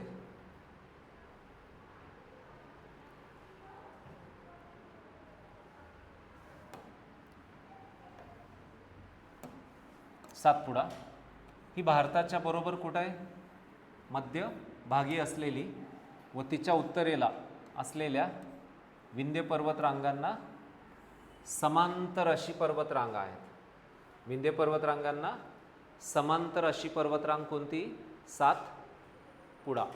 एका साईडला विंध्य वरती, मग नर्मदा नदी वाहते आणि पुन्हा कोणता पर्वत आहे? हा सातपुडा, हा विंध्य. विंध्य आणि सातपुड्याच्या मध्ये वाहणारी नदी कोणती? नर्मदा. पण हा सातपुड्याच्या खाली जी नदी वाहते तिचं नाव आहे तापी. सो असा हा बदल त्या ठिकाणी लक्षात घ्यायचा आहे आपल्याला ह्या पर्वतरांगेच्या संदर्भात. इथं दिलंय बघा, सातपुड्याच्या उत्तरेला कोणती नदी? नर्मदा. आणि दक्षिणेला कोणती नदी? तापी. सो हा बदल आहे बघा इथे. सातपुड्याच्या उत्तरेला कोणती नदी? नर्मदा. तर दक्षिणेला आपल्याला काय सांगता येईल? तापी नदी सांगता येईल. ह्यांच्या दरम्यान त्या ठिकाणी ही नदी वाहत जाते. सो म्हणून तो एक अभ्यास असेल. सो याच्यानुसार आपल्या भारतातील सातपुडा ह्याला सात गड्या, 7 फोल्ड्स म्हणून हिचं नाव काय पडलं आहे? सातपुडा. जो उत्तरेकडून येताना सातपुडा ओलांडला की महाराष्ट्रात प्रवेश झाला असं समजावं. आणि दक्षिणी गुजरातच्या पूर्व सरहद्दीपासून चालू होतो. याचं सुरुवात कुठून आहे बघा? गुजरात राज्याच्या पूर्व सरहद्दीपासून ही सुरुवात होते. महाराष्ट्रात कुठे पसरलाय बघा हा? खानदेश, विदर्भ असा तो महाराष्ट्रात पसरलाय. पुढे मध्य प्रदेश आणि पुढे छत्तीसगड असा तो स्प्रेड आउट झालाय. बऱ्यापैकी जास्त पसरलाय. कुठून कुठून? गुजरातच्या पूर्व सरहद्दीपासनं तर खानदेशात येतो. खानदेशात जळगाव, धुळे, नंदुरबार असे 3 जिल्हे येतील, तापीचं भाग. आणि पुढे जातो हा विदर्भ, पश्चिम विदर्भ. कोणता विदर्भ सांगितलंय त्यांनी? विदर्भाचा काही भाग, पश्चिम आणि पूर्व अशा दोन्ही भागात. आणि पुढचं राज्य कोणतं येईल मग? विदर्भातनं मध्य प्रदेशात जातो आणि छत्तीसगड. म्हणजे बघा, छत्तीसगड, मध्य प्रदेश, महाराष्ट्र आणि शेवटचं राज्य गुजरात. एवढ्या 4 राज्यांमध्ये किती किलोमीटर पसरला आहे तो? 900 म्हणजे बरीच आहे ना लांबी, अशी सांगता येईल आपल्याला. सो म्हणून 900 किलोमीटर तो पसरलेला आहे. सो याचा एक अभ्यास असेल महाराष्ट्राच्या बाबतीतला. बघूयात सातपुड्याच्या संदर्भातला अभ्यास. आता सातपुड्याचा जो काही भाग आहे तो वलीकरण म्हणजे ऊर्ध्वगामी भू हालचालीतनं निर्माण झाल्याचे काही पुरावे मिळतात. मुख्य सातपुड्याचं भूकवच हे दक्षिण ट्रॅप खडकांनी आच्छादलेलं आहे. प्रत्येक पर्वतरांग ही कशातनं तयार होते? ज्वालामुखीच्या उद्रेकातनं. ज्वालामुखीचा उद्रेक, तप्त लावा, आणि तो थंड होतो आणि त्यानंतर आपल्याकडची पठारं, आपल्याकडचे डोंगर, आपल्याकडच्या टेकड्या या सर्व कशातनं झालं आहे तयार? ज्वालामुखीच्या उद्रेकातनं. सो भूगर्भातनं तप्त लावा भूपृष्ठावरती येणे आणि त्याच्यामुळे काय तयार होतं आहे? अशा गोष्टी. सातपुड्याचं भूकवच हे दक्षिण ट्रॅपनी खडकांनी आच्छादलेलं आहे.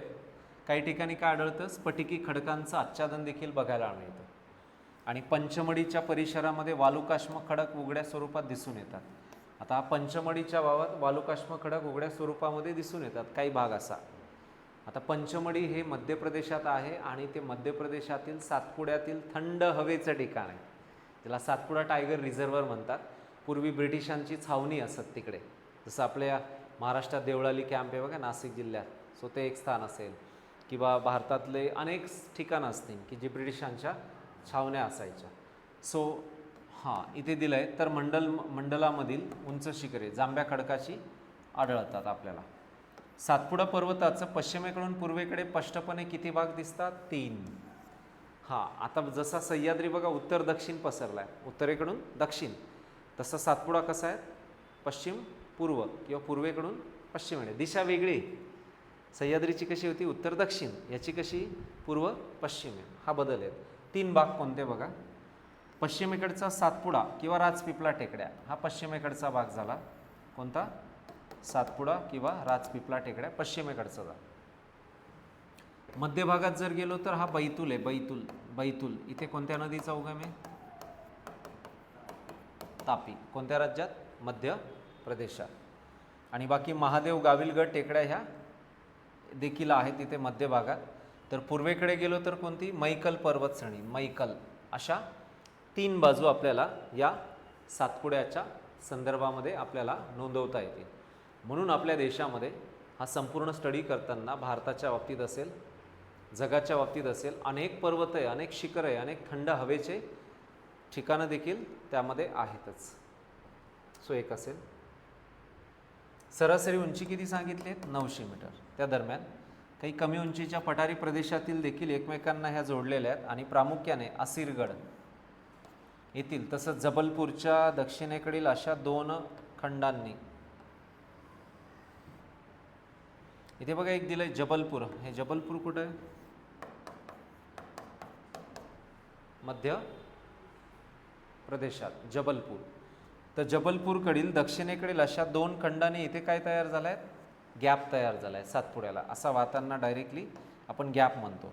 त्या दरम्यान जी नर्मदा नदी आहे ती डायरेक्टली अशी कोसळते खाली. एखादी नदी एखाद्या डोंगरावरनं जिथे गॅप तयार होतो ती खाली कोसळते. काय तयार होतं तिथं? नदीत उंचावरनं कोसळते नदी अशी खाली. काय तयार होतं? धबधबा. मग इथे एक धबधबा आहे बेहडघाट जवळ, बेहडा घाट, जबलपूर. ज्या धबधब्याचं नाव आहे धुआंधार.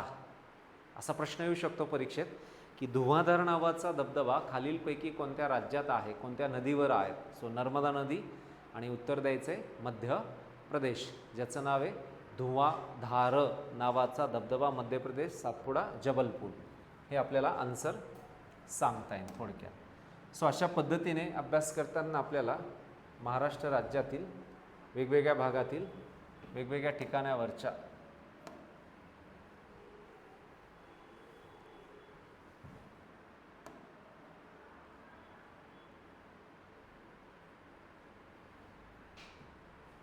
सो या पद्धतीने आपल्याला महाराष्ट्र राज्यातील सर्व धबधब्यांचा जो अभ्यास आहे तो लक्षात ठेवावा लागेल.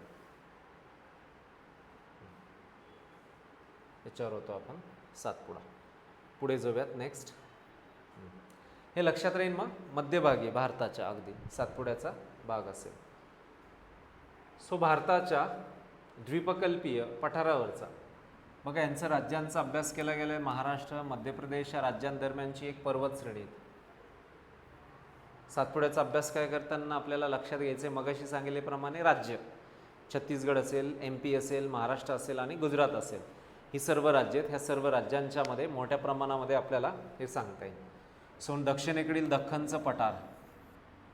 भारताचं 2 मुख्य प्राकृतिक विभाग अलग झाले. हां हे एक सांगितलं आहे बघा की मध्य भारतातील पूर्व पश्चिम गेलेल्या, कशी दिशा त्याची? पूर्व पश्चिम. तर उत्तर भारतीय मैदान कोणत्या नदीने तयार केलं आहे? देशातली सर्वात लांबीची नदी गंगा. जिने उत्तर भारतीय मैदान तयार केलेत. कुठे? उत्तर प्रदेश, बिहार, पश्चिम बंगाल. हा उत्तर भारतीय मैदान सर्वात मोठा आहे. कोणत्या नदीने तयार केला आहे? गंगा. कारण गंगा ही आपल्या भारतातली सर्वात लांबीची कोणती नदी? पूर्व का पश्चिम? पूर्ववाहिनी सर्वात लांबीची. सो म्हणून दख्खनच्या पठाराचा उल्लेख करताना भारताचे 2 मुख्य प्राकृतिक विभाग अलग केले. एक उत्तर भारतीय मैदान आणि दख्खनचा पठार. म्हणजे बघा हा असा सातपुडा आहे, त्याच्यावरती ही गंगा नदीचं मैदान आहे आणि खालच्या बाजूला दख्खनचे पठार आहेत. बघा या सातपुड्यामुळे काय झालं आहे? गंगेचं मैदान आणि दख्खन भागाचं पठार, दख्खनचं पठार हे भारताचे 2 असे मुख्य प्राकृतिक विभाग अलग झालेत. गुजरातमधील अरबी समुद्र किनाऱ्यापासून सुरू होऊन कुठून सुरू होतो सातपुडा? गुजरात राज्यातील रतनपूर आणि त्यातल्या त्यात अरबी समुद्रापासून तो स्टार्ट होतो. तर कुठे कसा गेला आहे पुढे गुजरातमधनं कुठे आला? महाराष्ट्र. महाराष्ट्रातनं मध्य प्रदेश आणि मध्य प्रदेशातनं कुठं गेला? छत्तीसगडपर्यंत गेला. सो एक असेल. तर नर्मदा आणि दक्षिणेकडील तापी या एकमेकांना समांतर वाहतात. नर्मदा एक पॅरेलल वाहते सातपुड्याच्या वरती आणि सातपुड्याच्या खाली वाहते ती नदी आहे तापी. तापी महाराष्ट्रात बराच प्रवास आहे. आपण ज्यावेळेस नदी प्रणाली हा चॅप्टर शिकू त्याच्या वेळेस ह्या नद्यांच्या वरती लांबी, उगम आणि कोणत्या पर्वताला समांतर वाहतात.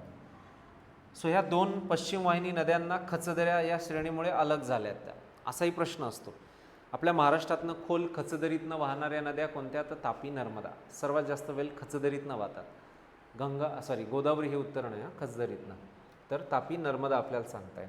म्हणजे सातपुड्याची उत्तर सीमा ही नर्मदेने तर दक्षिण सीमा ही तापी पूर्णा ह्या नद्यांनी सीमित केलेली आहे. सातपुड्याची उत्तर सीमा कोणत्या नदीने? नर्मदा. तर दक्षिण सीमा कोणत्या नदीने? तापी पूर्णा. तापीची उपनदी पूर्णा आहे. एक थंड हवेचं ठिकाण लिहून घ्या त्याच्यातलं. पंचमढी.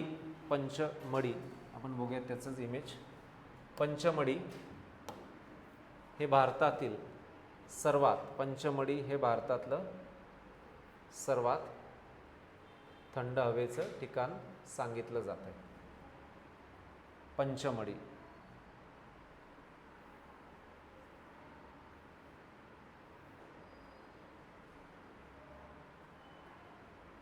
हे इथं दिलंय बघा. पंचमढी हे भारताच्या मध्य प्रदेश राज्यातील होशंगाबाद जिल्ह्यातील एक महत्त्वाचं थंड हवेचं ठिकाण सांगितलं जाते. थंड हवेचं ठिकाण कोणतं असेल तर पंचमढी. याला सातपुडा टायगर रिझर्व्हर देखील म्हणतात. मध्य प्रदेश, MP. सो इथं एक थंड हवेचं ठिकाण आहे जे ह्या ठिकाणावरनं गुप्त महादेव, छोटा महादेव, नागद्वार या स्थळास जाता येते. आणि हे ठिकाण सातपुडा पर्वत श्रेणीतील असून पूर्वी इथं इंग्रजांची काय असायची? छावणी असायची. थंड हवेचं ठिकाण आहे ना ते. बरेच आहेत भारतामध्ये. जसं आपण 4-5 नावं महाराष्ट्रातली बघितली तशी ही कोणत्या पर्वतात आहे? पंचमढी थंड हवेचं ठिकाण. पर्वत जे शिकतोय त्याच्यातच आहे. सातपुड्यात आहे ना. कोणत्या राज्यात? मध्य प्रदेश, MP मध्ये. आणि हे पंचमढी हे ठिकाण किती समुद्रसपाटीपासून? 1067 मीटर उंचीवरती सांगितलं जातं. सो एक फेमस स्पॉट्स आहेत. आता यातलं सर्वोच्च शिखर बघूया. आता बघा साधारण 1200 मीटरवरून एकदम 300 मीटरपर्यंत काहींचं हे उंची दिसून येते. पूर्व ईशान्य असा दूरवर पसरलाय. आता बघूयात सातपुड्यातील जे सर्वोच्च शिखर आहे कोणतं आहे? धूपगड. हे फेमस आहे बघा. तुम्हाला प्रश्न येऊ शकतो की आपल्या भारतातील सातपुडा पर्वत रांगेतलं सर्वोच्च शिखर खालीलपैकी कोणतं आहे? तर तुमचं उत्तर असेल धूपगड. सर्वोच्च आहे धूपगड. सातपुडा पर्वत रांगेतला सर्वोच्च शिखर कोणता येईल आपल्याला? धूपगड. धूपगड कोणत्या राज्यात आहे? मध्य प्रदेश. हे महादेव डोंगर रांगात असून पुढे दिले बघा पंचमढी 1067 या गिरीस्थानापासून 8 किलोमीटरवर. चौरागड 1316. पंचमढी कमी आहे बरं का, हा जास्त येईल. चौरागड 1316. पंचमढीपेक्षा चौरागड आहे, मग नंतर पंचमढी येईल. पहिला धूपगड, चौरागड, पंचमढी असे. चौरागड हे दुसरं आहे बघा. धूपगड नंतर लगेच दुसरं शिखर या भागात. आदिवासींचं धार्मिक स्थळ आपल्याला सांगता येईल. अनेक वनस्पती, अनेक प्राणी जीवन आपल्याला काहीतरी इथे बघायला मिळतात. सो ते एक असेल सर्वाधिक जास्त. नद्यांची खोरी, शिखरे, खडकाळ भूप्रदेश, मार्गनिरीक्षण, ट्रेकिंग, मासेमारी या प्रमुख व्यवसाय तापी नर्मदेच्या दरम्यान. फिश कल्चर आपल्या देशात होते ना, मासेमारी. मग नद्यांमध्ये जी मासेमारी होती ती खाऱ्या पाण्यातली असते का गोड्या? गोडं असेल ना. नदीचं पाणी कसं असतं? गोडं. खारं पाणी नसतं. खारं पाणी कुठलं असतं? समुद्राचं. क्षारांचं प्रमाण आणि खारवटपणा, सलाईन वॉटर. मग खाऱ्या पाण्यातली मासेमारी आपल्या भारतामध्ये सर्वात जास्त केली जाते केरळ राज्य. केरळ, महाराष्ट्र आणि गुजरात खाऱ्या पाण्याची. तर गोड्या पाण्याची कुठे केली जाते सर्वात जास्त? वेस्ट बेंगॉल, पश्चिम बंगाल. पश्चिम बंगालमध्ये गोड्या पाण्याची मासेमारी. खाऱ्या पाण्याची केरळ, महाराष्ट्र आणि गुजरात राज्य असेल. सो ही सर्व नावं आपण लक्षात असू द्यायची. सो याच्यानुसार आपल्या देशातील या सर्व व्यवस्थेचा जर अभ्यास बघितला आपण तर त्यातली ही धुपगड, सर्वोच्च, मग चौरागड आणि मग पंचमढी असं त्यांचा उतरता क्रम आपल्याला वेगवेगळ्यांचा सांगता येणार आहे. म्हणून आपल्या देशातील, आपल्या महाराष्ट्र राज्यातील वेगवेगळ्या राज्यांचा, वेगवेगळ्या ठिकाणांचा अभ्यास करताना आपल्याला ही महत्त्वाची शिखरं येतील आणि त्यातली जसं की डोंगर रांगा आणि त्यातली ही सर्वोच्च शिखरांचा अभ्यास आपल्याला त्या ठिकाणी सांगता येणार आहे. सो म्हणून ही 4-5 नावं आपण लक्षात असू द्यायची. हा सातपुडा देशाच्या मधोमध भागी असणारा भाग आहे. मग काय सांगता येईल? महाराष्ट्र राज्यातील सातपुड्यातलं थंड हवेचे ठिकाण 2. सातपुड्यातले थंड हवेचे ठिकाण 2 महाराष्ट्रात कोणते? महाराष्ट्र. पंचमढी मध्य प्रदेशात आहे. महाराष्ट्र. महाराष्ट्रातले सातपुड्यातले. हां, एक इन तोरणमाळ कुठं आहे? नंदुरबार, म्हणजे सातपुडा आला. दुसरा कुठं आहे?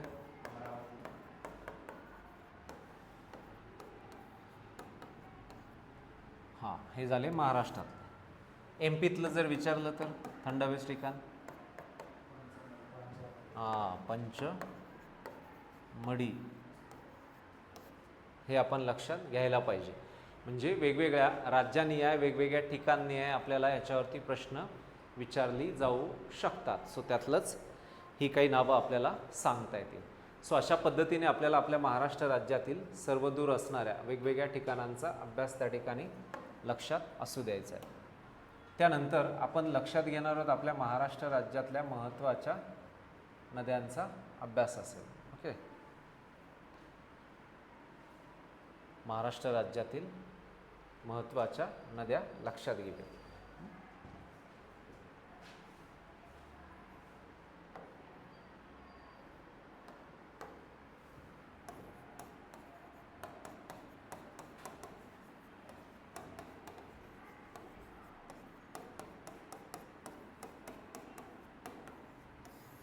महाराष्ट्र राज्य नदी प्रणाली. महाराष्ट्र राज्यातल्या महत्त्वाच्या नद्यांचा अभ्यास त्या ठिकाणी लक्षात असू द्यायचा. महाराष्ट्र राज्यातल्या नद्या असतील. महाराष्ट्र राज्यातील नदी प्रणालीचा अभ्यास.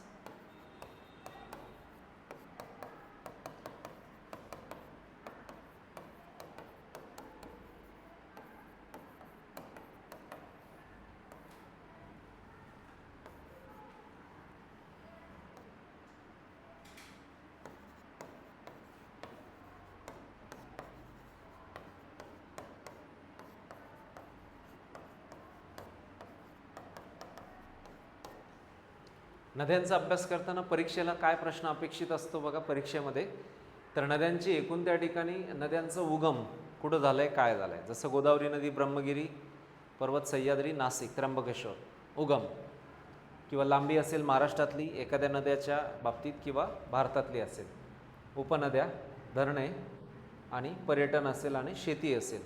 मग नदीची एकूण लांबी महाराष्ट्रातल्या कोणकोणत्या जिल्ह्यातनं ती वाहते, भारतातल्या कोणकोणत्या राज्यातनं ती वाहते, त्याच्यावरती कोणकोणते बहुउद्देशीय प्रकल्प, धरण बनवण्यात आलेले, की त्याच्यानंतर त्यांची पर्यटन, त्यातली शेती, हे सर्व काय करावं लागेल आपल्याला? अभ्यासावं लागेल. की महाराष्ट्र राज्यातनं या जिल्ह्यातनं या ठिकाणावरनं त्या वाहत आहेत म्हणून एक लक्षात घ्यावं लागेल. हेच अभ्यासत असताना आपल्या भारताच्या बाबतीमध्ये देखील आपल्याला अभ्यासावं लागेल की आपल्या भारतातल्या ज्या नद्या आहेत, ज्या कुठून उगम पावत आहेत? हिमालयातनं. मग आता हिमालयातनं उगम पावत असताना आपल्या ज्या नद्या आहेत, ह्या नद्यांचा अभ्यास कसा लक्षात घ्यावा लागेल? की हिमालयातनं उगम पावणाऱ्या नद्या ज्यांना आपण काय म्हणतो? पूर्व वाहिनी. ज्याच्यामध्ये कोणकोणत्या येतील? गंगा किंवा इतर पठारावरच्या नद्या असतील तर, किंवा वेस्टर्न घाटातल्या नद्या असतील तर गोदावरी, कृष्णा आणि कावेरी या सर्व कुठे चालल्यात? बंगालच्या उपसागराकडे. 77% वाटर जाते कुठे? बंगालच्या उपसागराला. आणि अरबी समुद्राला जर विचारलं आपल्याला तर फक्त 23%, 23%. त्याच्यामध्ये एक सिंधू नदी येते बघा अशी, सिंधू, झेलम, चिनाब, रावी, बियास आणि एक येते सतलज नदी येते. या सर्व. आता बघा आपण ते पहलगाम हल्ला झाला दहशतवादी, आपण ऑपरेशन सिंदूर राबवलं. त्यावेळेस काय केलं आपण? जो जुना असा करार होता पाणी वाटपाचा, कोणत्या नावानं होता? सिंधू पाणी वाटप करार. कोणत्या देशांमध्ये होता? 1960 साली 2 देश, पाकिस्तान आणि भारत. या 2 देशांमध्ये जो करार होता त्याचं नाव होतं सिंधू पाणी वाटप करार. कोणत्या वर्षाचा आहे? 1960 सालाचा आहे. म्हणून त्या आहेत. आता ज्या हिमालयातल्या ज्या नद्या आहेत त्या कशा आहे माहिती?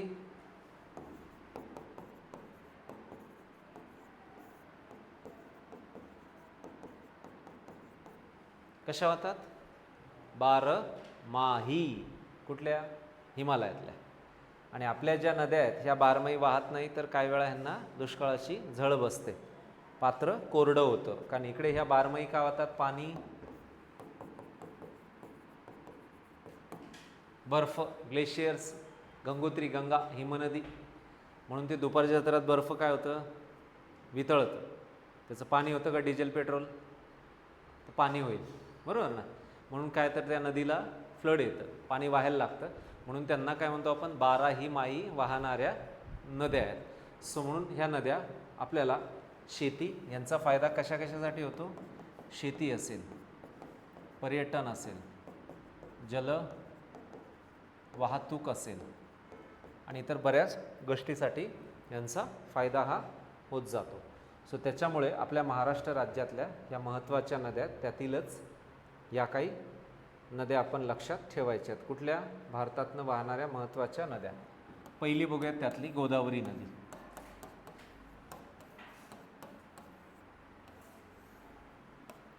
आता गोदावरी नदीचा जो उगम आहे आपल्या महाराष्ट्र राज्यामध्ये त्र्यंबकेश्वर इथे ब्रह्मगिरी पर्वतावर, जे ठिकाण कुठं आहे? सह्याद्री.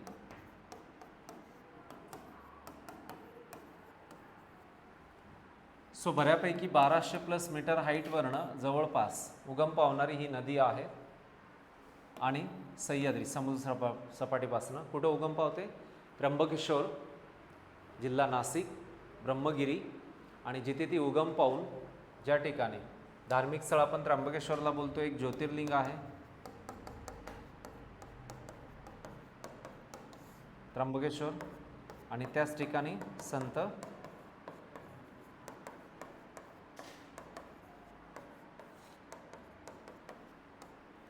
संत निवृत्तीनाथ महाराजांचं काय आहे? समाधी स्थळ आहे. सो म्हणून हे एक स्थान असेल. आणि कुंभमेळा देखील भरतो या स्थानी. सो फेमस आहे गोदावरी नदी, जिला म्हटलं जातं दक्षिण भारताची गंगा आणि आपल्या महाराष्ट्र राज्यातली एक पवित्र नदी, कारण होतो तिच्यावरती कुंभमेळा. आता 26-27 जसं सांगितलं आहे. आता नद्यांचं महत्त्व जर बघितलं तर खूप मोठं आहे. एक धार्मिक, एक पवित्र म्हणून आपण मानत असतो. आणि आपल्या भारतामध्ये 4 ठिकाणी कुंभ होतो. एक कुठे कुठे सांगता येईल? भारतातील 4 ठिकाणं असतील तर कुंभमेळ्याची 4 ठिकाणं. पहिलं असेल तर नाशिक, कोणत्या नदीवर? गोदावरी. दुसरं Prayagraj, UP, Ganga plus Yamuna plus Saraswati. 3 नद्या प्रयागराजला. आता झाला ना 144 वर्षानंतरचा सर्वात जास्त एक. जसं की प्रयागराजला उत्तर प्रदेश, गंगा यमुना आणि एक कोणती नदी येते, सरस्वती नदी येते. सो म्हणून आपल्या भारतातील कुंभमेळ्याची ठिकाणं जर बघितली तर ती किती, 4 आहेत. त्यातलंच हे एक स्थान असेल. नाशिक गोदावरी, प्रयागराज यूपी गंगा यमुना सरस्वती. नंबर 3 शिप्रा नदी, उज्जैन महाकाल मध्य प्रदेश. शिप्रा उज्जैन मध्य प्रदेश. नंबर 4 गंगा नदी, हरिद्वार उत्तराखंड. हरिद्वारला उत्तराखंड राज्यामध्ये गंगा नदीवर. आणि त्यातलं आपल्याकडचं नाशिक एक येईन. प्रयागराज गंगा यमुना सरस्वती, शिप्रा उज्जैन MP, गंगा हरिद्वार उत्तराखंड. किती ठिकाण झालेत, 4 कुंभमेळा. सो भारतीय नद्यांना काय महत्त्व आहे, धार्मिक महत्त्व जास्त आहे, ज्याच्यामुळे नंतर मग शेती, उद्योग, पिण्याचं पाणी ह्या सर्वासाठी नद्यांचा सर्वाधिक जास्त फायदा आपल्याला होत असतो. सो म्हणून या काही 4-5 ठिकाणी होणारा कुंभमेळा जो जगातला सर्वात मोठा असा धार्मिक फेस्टिवल असतो, जगातील सर्वात मोठं धार्मिक फेस्टिवल असेल तर ही 4 ठिकाणं आपण लक्षात घ्याल. मग गोदावरी नदी दक्षिण भारतातली गंगा म्हणतो आपण. त्र्यंबकेश्वर ब्रह्मगिरी म्हणजे नाशिक जिल्ह्यात ती उगम पावते आणि सरळरित्या नाशिकमधनं ती येते त्या ठिकाणी शहराच्या ठिकाणी पंचवटी, जिथेही कुंभमेळा भरतो. काळाराम मंदिर आहे, ज्याचा इतिहास मोठा आहे, धार्मिक असेल, सत्याग्रहाचा भाग असेल आणि इतर गोष्टी असतील. बाकी जर बघितलं आपण तर इथे कुंभमेळा आणि त्याद्वारे तिला मिळणारं एक धार्मिक महत्त्व. आता ज्यावेळेस ती त्या ठिकाणी नदी वाहत येते डोंगरातनं आणि एकदम भागात येते त्यावेळेस हिच्यावरती एक धरण बनवण्यात आलं आहे, गंगापूर धरण. हे भारतातील पहिले, परीक्षेला प्रश्न असतो, पहिले मातीचे धरण आहे. गंगापूर धरण भारतातलं पहिलं मातीचं धरण आपल्याला सांगता येईल, गंगापूर डॅम. त्यानंतर ही नदी नाशिक जिल्ह्यातनं पुढे जाते अहिल्यानगर.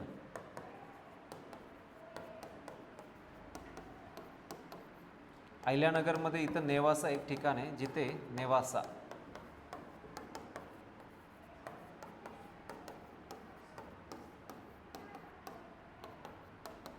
संत ज्ञानेश्वर महाराजांनी वयाच्या 16व्या वर्षी काय लिहिले इथे, ज्ञानेश्वरी. कुठे, अहिल्यानगर. आता नाशिक अहिल्यानगर कृषीच्या संदर्भातले फेमस आहेत दोन्ही जिल्हे, कारण गोदावरी नदीमुळे काय होतं आहे की फळबागा असतील, डाळिंब असेल, द्राक्ष असेल, भाजीपाला असेल, ऊस असेल. अहिल्यानगरमध्ये देखील ऊस, नाशिक जिल्ह्यात देखील ऊस आहे. शेतीला फायदा होतो बघा तिच्या पाण्यामुळे. धरणं असतील, हे सर्व, पर्यटन असेल. नांदूर मधमेश्वर एक पक्षी अभयारण्य लागतं तिला, गोदावरीला, नाशिक जिल्ह्यात.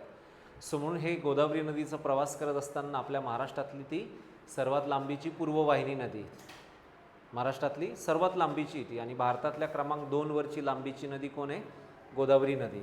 सो हे सर्व अभ्यासत असताना नेवासा आलं. संत ज्ञानेश्वर महाराजांनी वयाच्या 16व्या वर्षी काय केलं, ते ज्ञानेश्वरी लिहिलेली. मग ही नदी मराठवाड्यात जाते. आता मराठवाड्यात गेल्यावरती बघा छत्रपती संभाजीनगर, छत्रपती संभाजीनगरमध्ये पैठण, पैठणला संत एकनाथ महाराजांचं काय आहे, समाधीस्थळ आहे. आणि ह्याच पैठणला जसं हे धार्मिक स्थळ आहे तर इथं एक धरण देखील आहे. त्या धरणाचं नाव आहे जलविद्युत जायकवाडी. ह्याचं दुसरं नाव आहे नाथ सागर, का तर एकनाथ महाराजांचं समाधीस्थळ. जायकवाडी हे मराठवाड्याचं नंदनवन आहे, सर्वात मोठं धरण आहे, जलाशय. ते जलविद्युत प्रकल्प देखील आहे. त्याचा फायदा काय काय होतो, कशासाठी होतो, वीज निर्मिती, शेती, उद्योग व्यवसाय, या सर्व गोष्टीसाठी कशाचा फायदा होतो, तर या महत्त्वाच्या ठिकाणांच्या वरचा. सो छत्रपती संभाजीनगरमधलं असेल, इथलं हे धरण आहे, त्याला जायकवाडी नाथसागर नावाने ओळखला जातो. सो प्रत्येक नदीला शेती, धार्मिक महत्त्व, पर्यटन स्थळे, थंड हवेचं ठिकाण, इतकं सर्व त्याला मिळत जात आहे. सो म्हणून ही एक नदी असेल. पुढे बघा, ही नदी मराठवाड्यातनं म्हणजे छत्रपती संभाजीनगरमधनं जालना, परभणी, नांदेड, बीड जिल्ह्यातनं देखील हिचं बिंदुसरा आणि जी सिंदफणा नदीत ती देखील मंजरत इथे सिंदफणा आणि गोदावरी या दोघांचा काय होतं इथे संगम होतो. कुठे? मंजरतला, बीड जिल्ह्यात. बीड जिल्हा तर बिंदुसरा नदी बीड हे नाव बिंदुसरा नदीवरनं पडलंय. बिंदुसरा बीड. बीडमध्ये सिंदफणा पण आहे. सिंदफणा मंजरतला जाते, तिथे कोणाचा संगम होतो? सिंदफणा आणि गोदावरी नदीचा. मग परभणीतनं पूर्णा नदी देखील येऊन मिळते तिला, दक्षिण पूर्णा. आणि नांदेड हे शहर कोणत्या नदीवर वसलंय तर गोदावरी. बघा पलीकडे लातूर आहे, लातूरमधनं मांजरा नदी निघते बालाघाटातनं, ती कर्नाटकात जाते आणि पुनश्च नांदेडजवळ येऊन कोणाला मिळते? ती गोदावरीला. सो म्हणून एक असेल. सो नांदेड हे शहर गोदावरीवर वसले आहेत आणि नांदेडमध्ये कृष्णापुरी नावाचं धरण देखील आहे. कृष्णापुरी धरण हे देखील एक फेमस धरण आहे. ते कोणाच्या याच्यावर सांगता येईल आपल्याला? हां, तर नांदेडमध्येच गोदावरी नदीवर कृष्णापुरी नावाचं एक धरण आहे, जे फेमस धरण आपल्याला सांगता येईल तिथलं. सो म्हणून या सर्व घडामोडींचा अभ्यास करताना आपल्याला आपल्या महाराष्ट्र राज्यातील जी गोदावरी नदी आहेत, जिची एकूण लांबी लक्षात घेऊयात. लांबी कुठली लांबी? महाराष्ट्र राज्यातली 668 किलोमीटर आहे महाराष्ट्रात.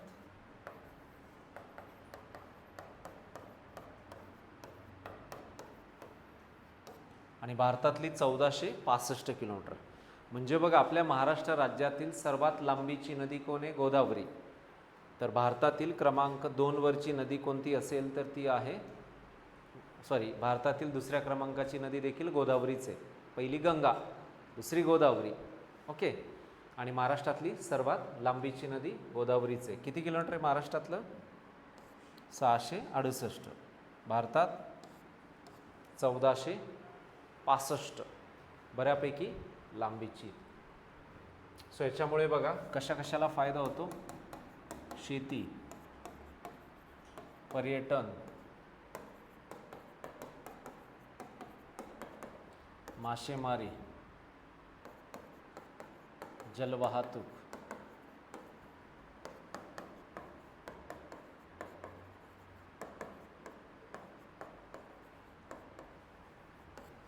जलविद्युत प्रकल्प, एवढे बरेच आहे त्याच्यावरती. कशावरती? गोदावरी नदीचा अभ्यास करत असताना.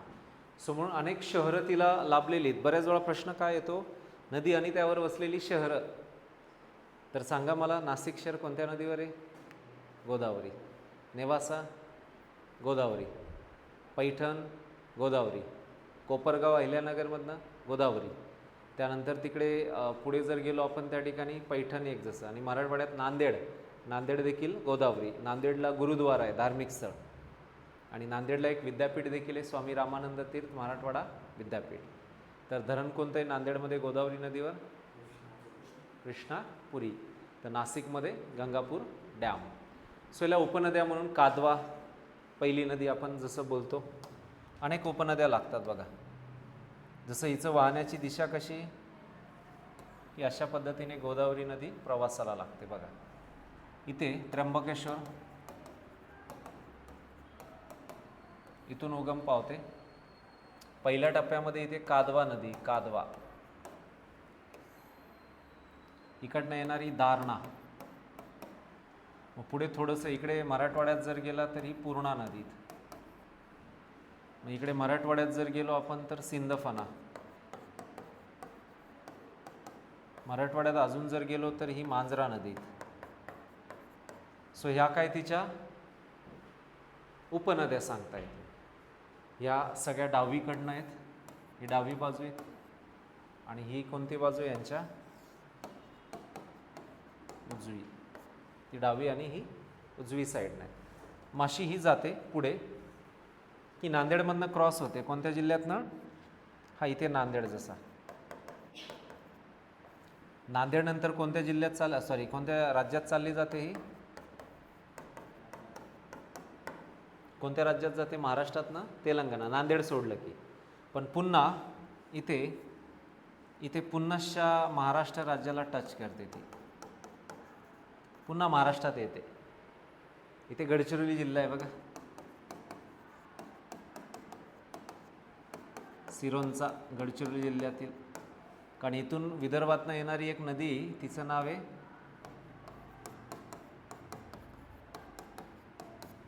प्राणहिता. विदर्भात बघा पूर्ववहिनी, पैनगंगा, वैनगंगा, वर्धा, 3 नद्या आहेत ना. तिन्ही नद्या चंद्रपूरमध्ये पुढे प्राणहिता नावाने ओळखली जातात. मग ती प्राणहिता नदी कोणाला जाऊन मिळते? गडचिरोली जिल्ह्यातील सिरोंचा तालुक्यात. ही कोणती आली? गोदावरी. हिला कुठे मिळते? गडचिरोली. पुनश्च ही तेलंगणा वाटे कुठल्या राज्यात चालली जाते? आंध्र प्रदेशात. कोणत्या राज्यात जाते? आंध्र प्रदेशामध्ये जाते. आणि आंध्र प्रदेशाला जाऊन एक ठिकाण आहे तिकडे, इथं लिहितो वरती, राजमहेंद्री. आंध्र प्रदेशात जाऊन कोणत्या ठिकाणी? राजमहेंद्री. इथे कुठे जाते ती? बंगालच्या उपसागरात. इथे एक डेल्टा तयार करते, त्रिभुज प्रदेश.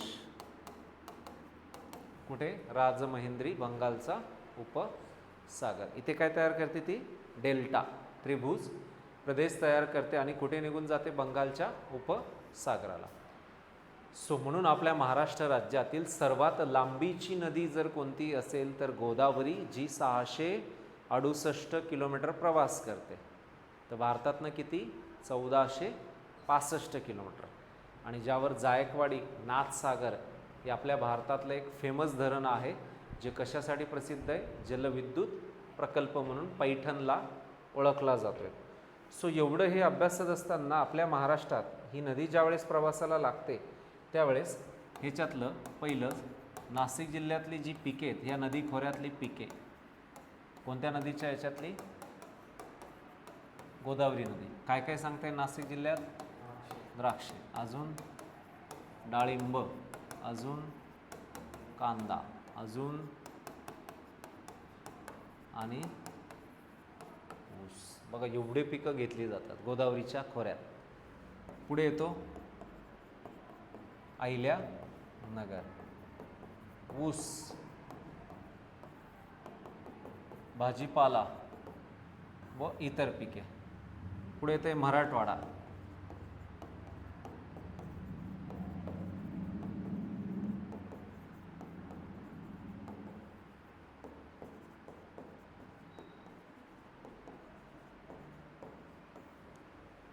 ऊस, कापूस, मराठवाडा. कडधान्य, तृणधान्य. अहिल्यानगर ऊस सर्वात जास्त आहे, प्रवरनगर सहकारी साखर कारखाना. आणि पलीकडे जर गेलो तर नाशिक जिल्ह्यामध्ये द्राक्ष, डाळिंब, कांदा, भाजीपाला, ऊस असेल. हे सर्वात जास्त कुठे घेतले जातात? वरच्या कोणत्या नदीच्या खोऱ्यामध्ये? हे गोदावरी. मग गोदावरी नदी म्हटलं तर काय अजून दुसरं?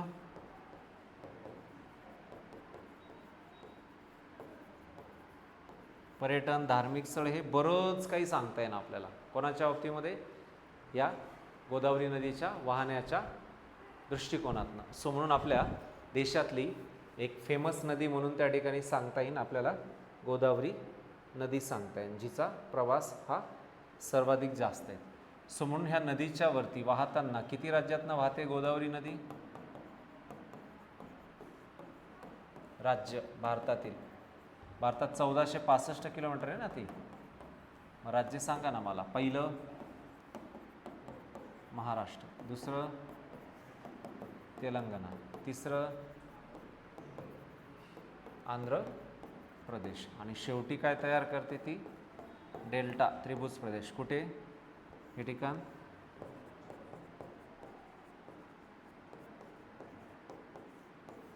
आणि कुठे जाते ती? बंगालच्या उपसागराला. सो 1, 2 आणि 3 राज्य आणि शेवटी बंगालचा उपसागर. किती प्रवास करते मग अशा पूर्ण याच्यामध्ये? 1465 किलोमीटर. हे कुठलं आहे लांबी? ही भारतातली लांबी. महाराष्ट्रात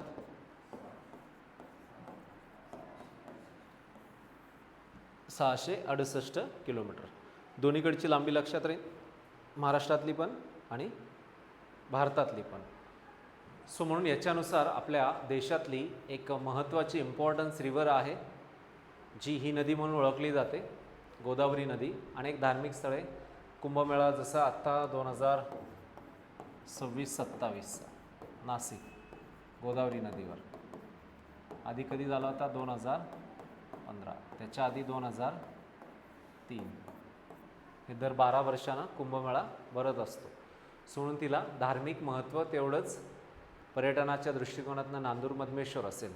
मग नद्यांचा अभ्यास करत असताना काय करा की आपण PYQ बघा. आधी PYQ बघताना त्या नदीवर कसे प्रश्न आलेत, उगम कुठून आहे, किती राज्यातनं वाहते, एकूण लांबी भारतातली किती, महाराष्ट्रातली लांबी किती, त्या संदर्भामध्ये तिच्या बाबतीमध्ये अभ्यासत असताना आपल्याला अजून काय लक्षात घ्यावं लागेल की धार्मिक स्थळं कोणती, शेती कशी त्याच्यातली, त्यावरचे धरणं कोणकोणते, डॅम्स की जिथे सर्वात जास्त जलविद्युत तयार केली जाते. जसं आपल्याकडचा नाथसागर असेल, कुठं आहे तो, जायकवाडी, तिथे ज्ञानेश्वर उद्यान पण आहे. नाथसागर का नाव दिलं, संत एकनाथ महाराजांचं समाधीस्थळ असल्याकारणाने. ज्यावेळेस ही नदी मराठवाड्यात जाते, मराठवाड्यामध्ये तिला कोणता खडक लागतो, बेसॉल्ट, आणि त्याच्यामुळे तिला झीज करता येत नाही. कारण बेसॉल्ट हा खडक कसा आहे, टणक, हार्ड. पण सर्वात जास्त झीज करणारी, खोल खचदरीतनं वाहणारी महाराष्ट्रातली नदी तापी, फर्टाईल सॉईल आहे, तापी, खोल खचदरीतनं वाहते तापी. पण ही कशी, बेसॉल्ट खडक म्हणजे काय तर हार्ड आहे, त्याच्यामुळे काय तर इथं झीज होत नाही. कोणत्या नदीच्या बाबतीत, गोदावरी नदीच्या संदर्भात. सोन आपल्या देशातली एक सर्वात महत्त्वाची नदी जी पर्यटनाच्या दृष्टिकोनातनं देखील फेमस आहे. शेती असेल, पाण्याचा पुरवठा चांगला आहे, आणि म्हणून एकूण तिचा उगम ब्रह्मगिरी जे त्र्यंबकेश्वर नाशिक जिल्ह्यात या पद्धतीने. सो नेक्स्ट लेक्चरला आपण शिकणार आहोत भीमा नदीचा अभ्यास असेल. पुढच्या लेक्चरला कोणती नदी शिकणार आहोत आपण, महाराष्ट्र राज्यातली भीमा नदी प्रणाली. प्रत्येक नद्याचं लांबी, त्यानंतर जिल्हे, राज्य, त्यानंतर तिचं महत्त्व कशासाठी काय वगैरे वगैरे, आपल्याला सर्व त्या नद्यांच्या संदर्भातली जी माहिती ती आपण घेणारच आहोत. सो म्हणून ही एक नदी असेल. ठीक आहे. सो परीक्षेचा अभ्यास, आपण ज्या परीक्षेचा अभ्यास करतात त्याच्यासाठी काय करा, आधी तो थोडा सिलेबस व्यवस्थित बघायलाच पाहिजे, PYQ बघायला पाहिजे, आणि बेसिक स्टेट बोर्ड असेल, रेफरन्स बुक असेल, त्याद्वारे आपण काय करायला पाहिजे, त्याचा अभ्यास करायला पाहिजे, जेणेकरून परीक्षेमध्ये आपल्याला जास्तीत जास्त मार्क्स कसे मिळतील त्याच्यावरती आपला प्रयत्न असायला पाहिजे. आणि याचं एक शेड्युलिंग आखा व्यवस्थितरित्या. सर्व विषयाचा अभ्यास करताना आपल्याला प्रॉपर सर्व विषयांना न्याय देता यायला पाहिजे. आपण काय करतो, एकच विषय हाती घेतो आणि तसंच अभ्यास करतो. सो ठीक आहे, त्याच्यात स्कोअर निघेल, पण बाकी विषयांचं काय, कारण मेरिट तुम्हाला सगळ्या विषयांचा अभ्यास करून थोडं थोडं मार्क जमवून तुम्हाला मेरिट काढायचं आहे. सो त्यामुळे तेवढं कॉम्पिटिशन आणि सगळ्याच गोष्टी. सो त्याच्यामध्ये टिकायचं असेल तर प्रामाणिकपणे अभ्यास करणं आहेत, आणि त्याच्यातनं ते जिद्दीने अभ्यास करायचे आहेत. ओके, सर्व एरिया कवर व्हायला पाहिजे. PYQ त्याच्यासाठी आपण सर्वजण बघाल. ठीक आहे. सो सर्वांना शुभेच्छा अभ्यासासाठी. नेक्स्ट लेक्चरला अजून आपण बघणार आहोत अदर टॉपिक्स बघूयात, जे महाराष्ट्र राज्यातले अदर टॉपिक्स असतील, त्यातलंच नदी प्रणालीचा काही भाग असेल. हे कळालं आहे. मग ह्याच्यावरचे काही क्वेश्चन्स आपल्याला, नदी, सह्याद्री शिकवलं ना मी लास्टला, सातपुडा, त्यातले व्यवस्थित काय करा, शिखर लक्षात घ्या, कोणती शिखर आणि त्याची उंची किती ते आपल्याला महत्त्वाचं आहे. आणि त्यानुसार महाराष्ट्र राज्यातले सातपुडा, सह्याद्री, त्यातले थंड हवेचे ठिकाण, त्यातले सर्व रस्ते, घाटमाता आपण बोलतो ना, घाट रस्ते वगैरे वगैरे जे काय असेल ते, या सर्व गोष्टी ज्या असतील आपल्या महत्त्वाच्या त्या लक्षात ठेवायच्या. ठीक आहे.